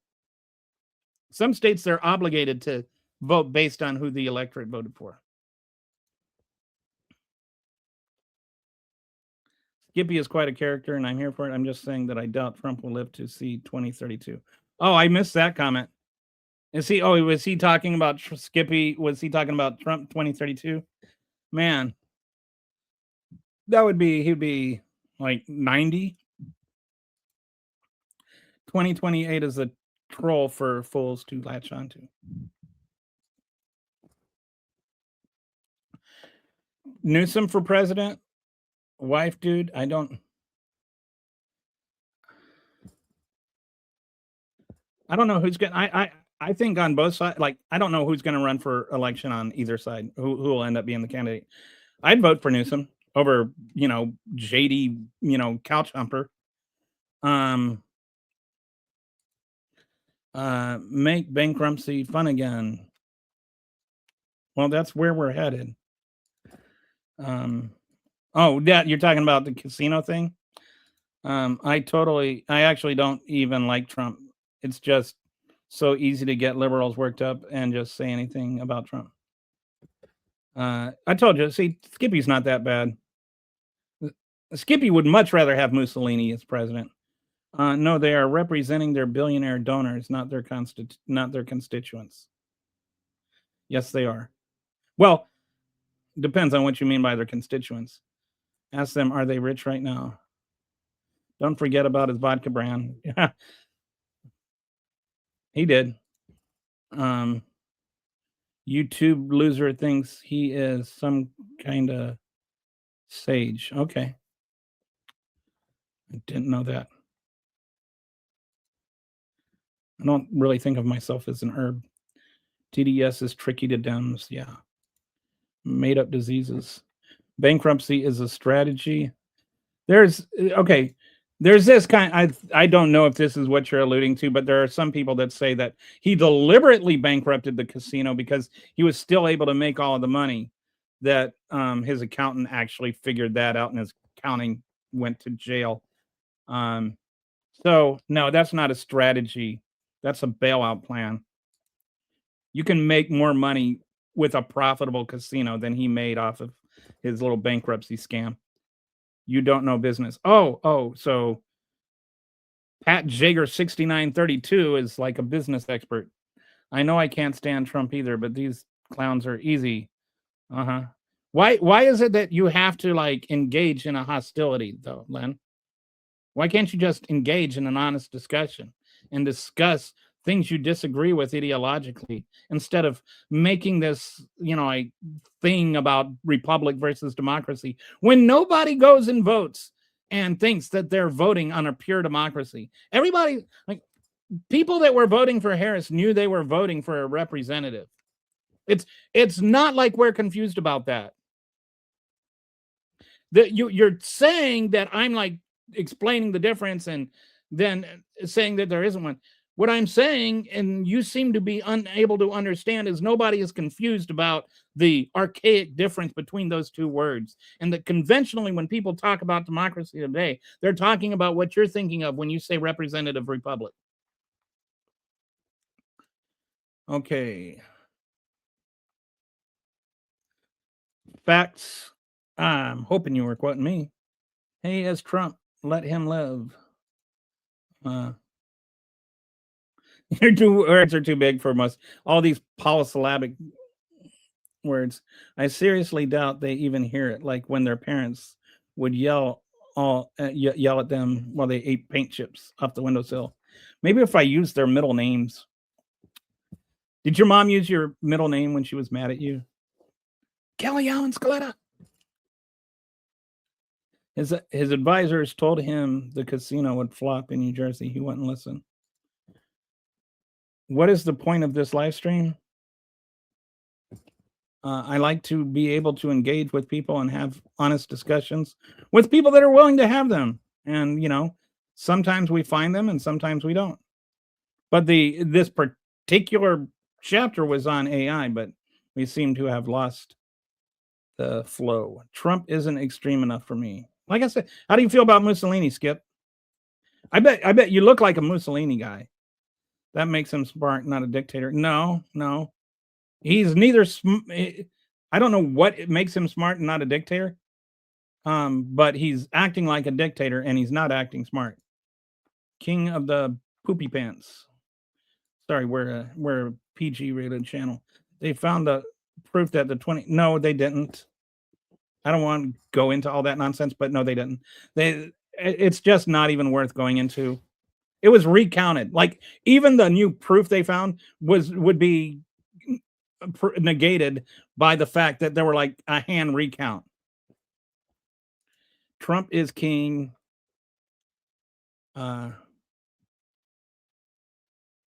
Joe losing in, I don't know what court Joe lost in. Maybe you should switch to Nick Fuentes, but I hear he doesn't like women. No, this is the trans connection, I think. I think Nick Fuentes only likes trans women because he's not gay or something like that. Or I'm sorry, he likes trans women because it proves how he's not gay. Like he's so not gay, he likes trans women.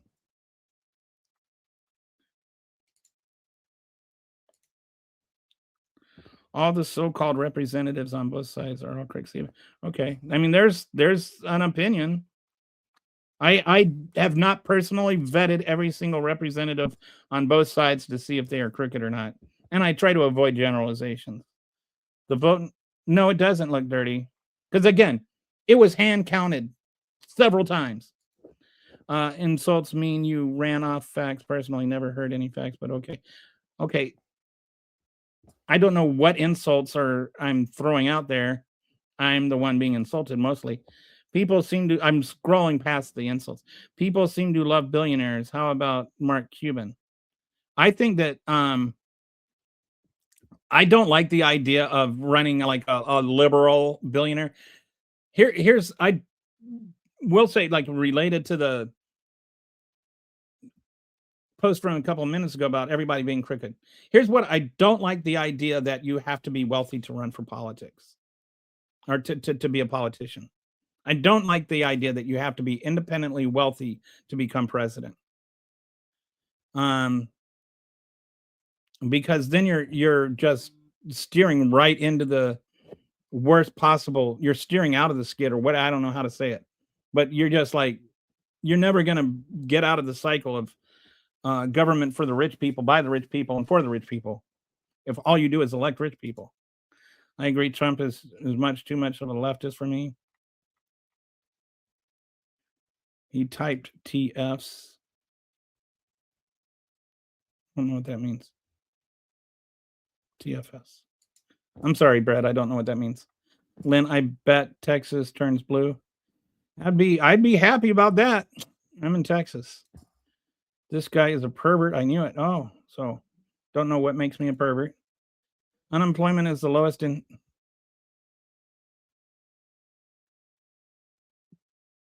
Okay. I think this guy is just deliberately being over the top. They should all turn, they say it would turn blue since 3016. 3016 is like almost 1,000 years away. I just put up my dislike. Okay. Thank you. Thank you for your vote. Kamala didn't even win a primary. No, there wasn't primaries. We're all aware what happened with the whole thing, and and that's kind of like a really irrelevant point. 2016. Okay, thank you for that correction. No, we have not. Democrats have not won a statewide office since like the 90s. I think the last person was Ann Richards or something like that. That doesn't mean that, we can't win in the future. It's already partially on its way blue from the most recent reports. There is significant evidence that there's going to be about a 12 to 15 point shift across the board to Democrats. MAGAs don't understand. There's a lot of MAGA negative reaction to the Trump presidency. And you can see that in the elections we had in 2025. Across the board, this shift to the left, or to the Democrats. I shouldn't even say to the left, but just away from Trump. And the Democrats aren't even like that popular, like somebody pointed out. They're not that popular. But it's like,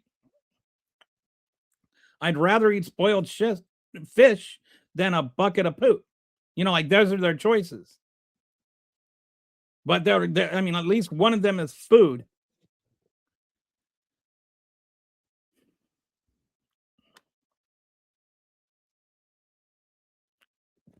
Across the board, like Virginia, New Jersey, Georgia, Tennessee, even like in the election they lost in Tennessee, the margin was cut by like 12 or 13 points. There's a huge shift. So if that were static in 2025 or 2026, it's possible that the Democrats could take that statewide seat for the first time in like 30 years. And especially like I talk about the price of beef a lot. The beef farmers in Texas, there is not an insignificant number of beef farmers here in Texas, and they have clout. They're suing Trump over the tariffs. They're really unhappy about it. Even ones that were like Trump supporters and MAGA lovers and all of that, they're not happy with this. When there's a lot of rural hospitals here that are gonna go under because of these Medicaid cuts. And then those hospitals are often the largest employers in these small towns where all these MAGAs live. So don't be surprised. I'm not saying it's a certainty, but I'm saying it's a realistic possibility that Texas flips. In spite of what's happened in 2016 and 2020, 2008, because every 2 years there's like either a presidential or Senate election, it seems like.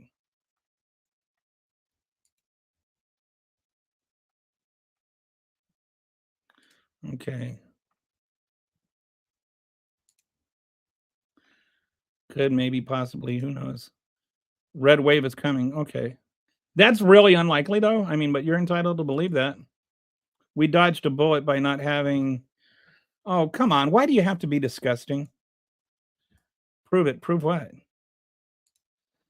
Ethan, how did you know that I don't vote? Don't be calling me out like that. Or Elton. Or Ethan. Yeah. No hospitals closed. There have already been hospitals closing, dude. Because you're a child. If Trump was doing great, then Republicans would hold town halls. They certainly wouldn't be running from them.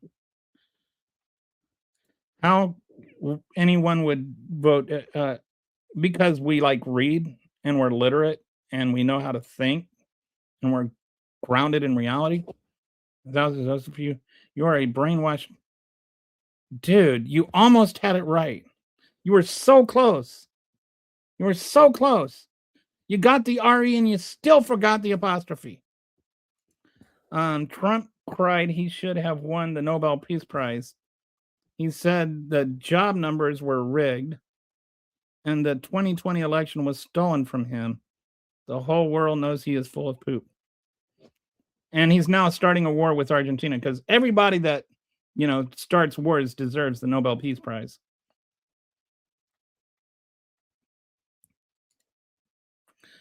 Why couldn't you have a latex barrier instead? Ooh.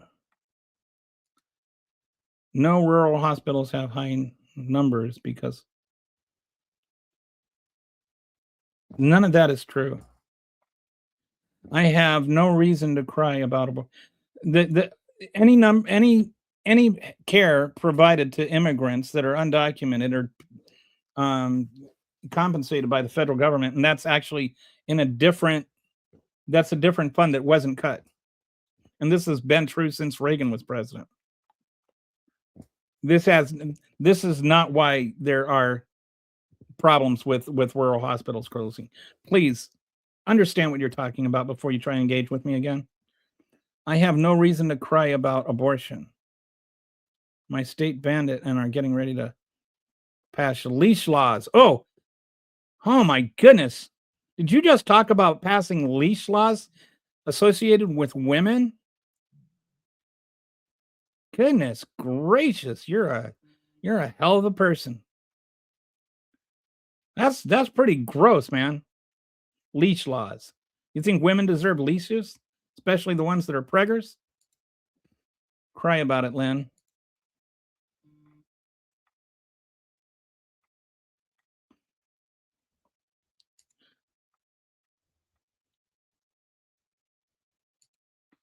Okay.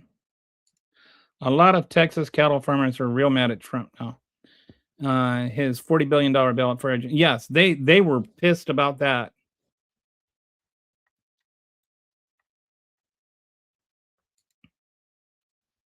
No, there weren't. That's another made up thing. Like, honestly, I don't have time to go through every single bogus MAGA talking point on every single show. But no, there aren't 300,000 missing children on Biden's watch. Like, just Google it. Just Google 300,000 children, missing children on Biden's watch. Fact check. And you'll get like 20 different fact checks that explain to you why this is not the case. I wish Democrats would start talking policy. And all I ever do on this show is try and talk policy. Like right now, this whole show was to talk about policy with AI, and then all the comments come like, what policy would you go ahead? Tell me what policy would you like to discuss?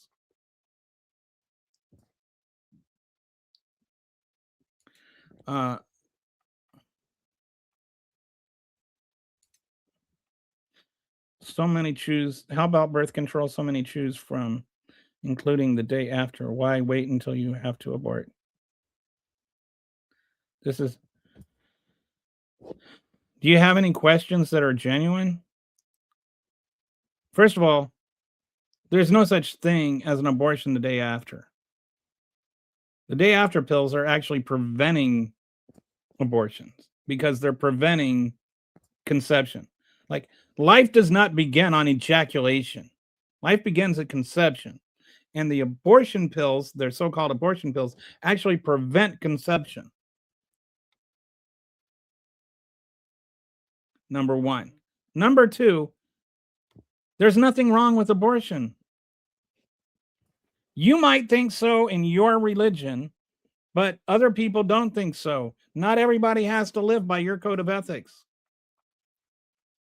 Or at least they shouldn't have to. They do. And the biker has already shown his I don't know what you're trying to say.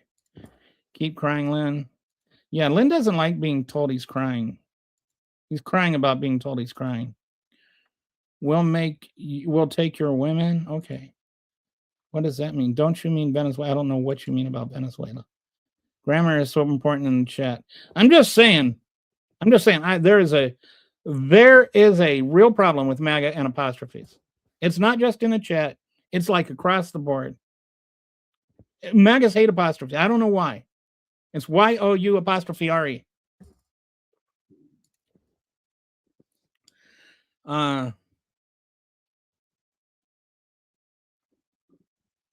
She already said she's going to pitch in for your GED. All right. All right. So I think that about concludes for today. I'm going to have to end about 10 minutes early because my bladder is not going to be holding up any longer. Thanks everybody for coming, and I'll see you tomorrow. Tomorrow I'm doing Donald Trump's report card. I'm going to give Donald Trump a report card in 5 different categories. This will be a fun show. I'm sure all you MAGAs will especially love it. So anyway, I'll talk to you tomorrow. Have a good one.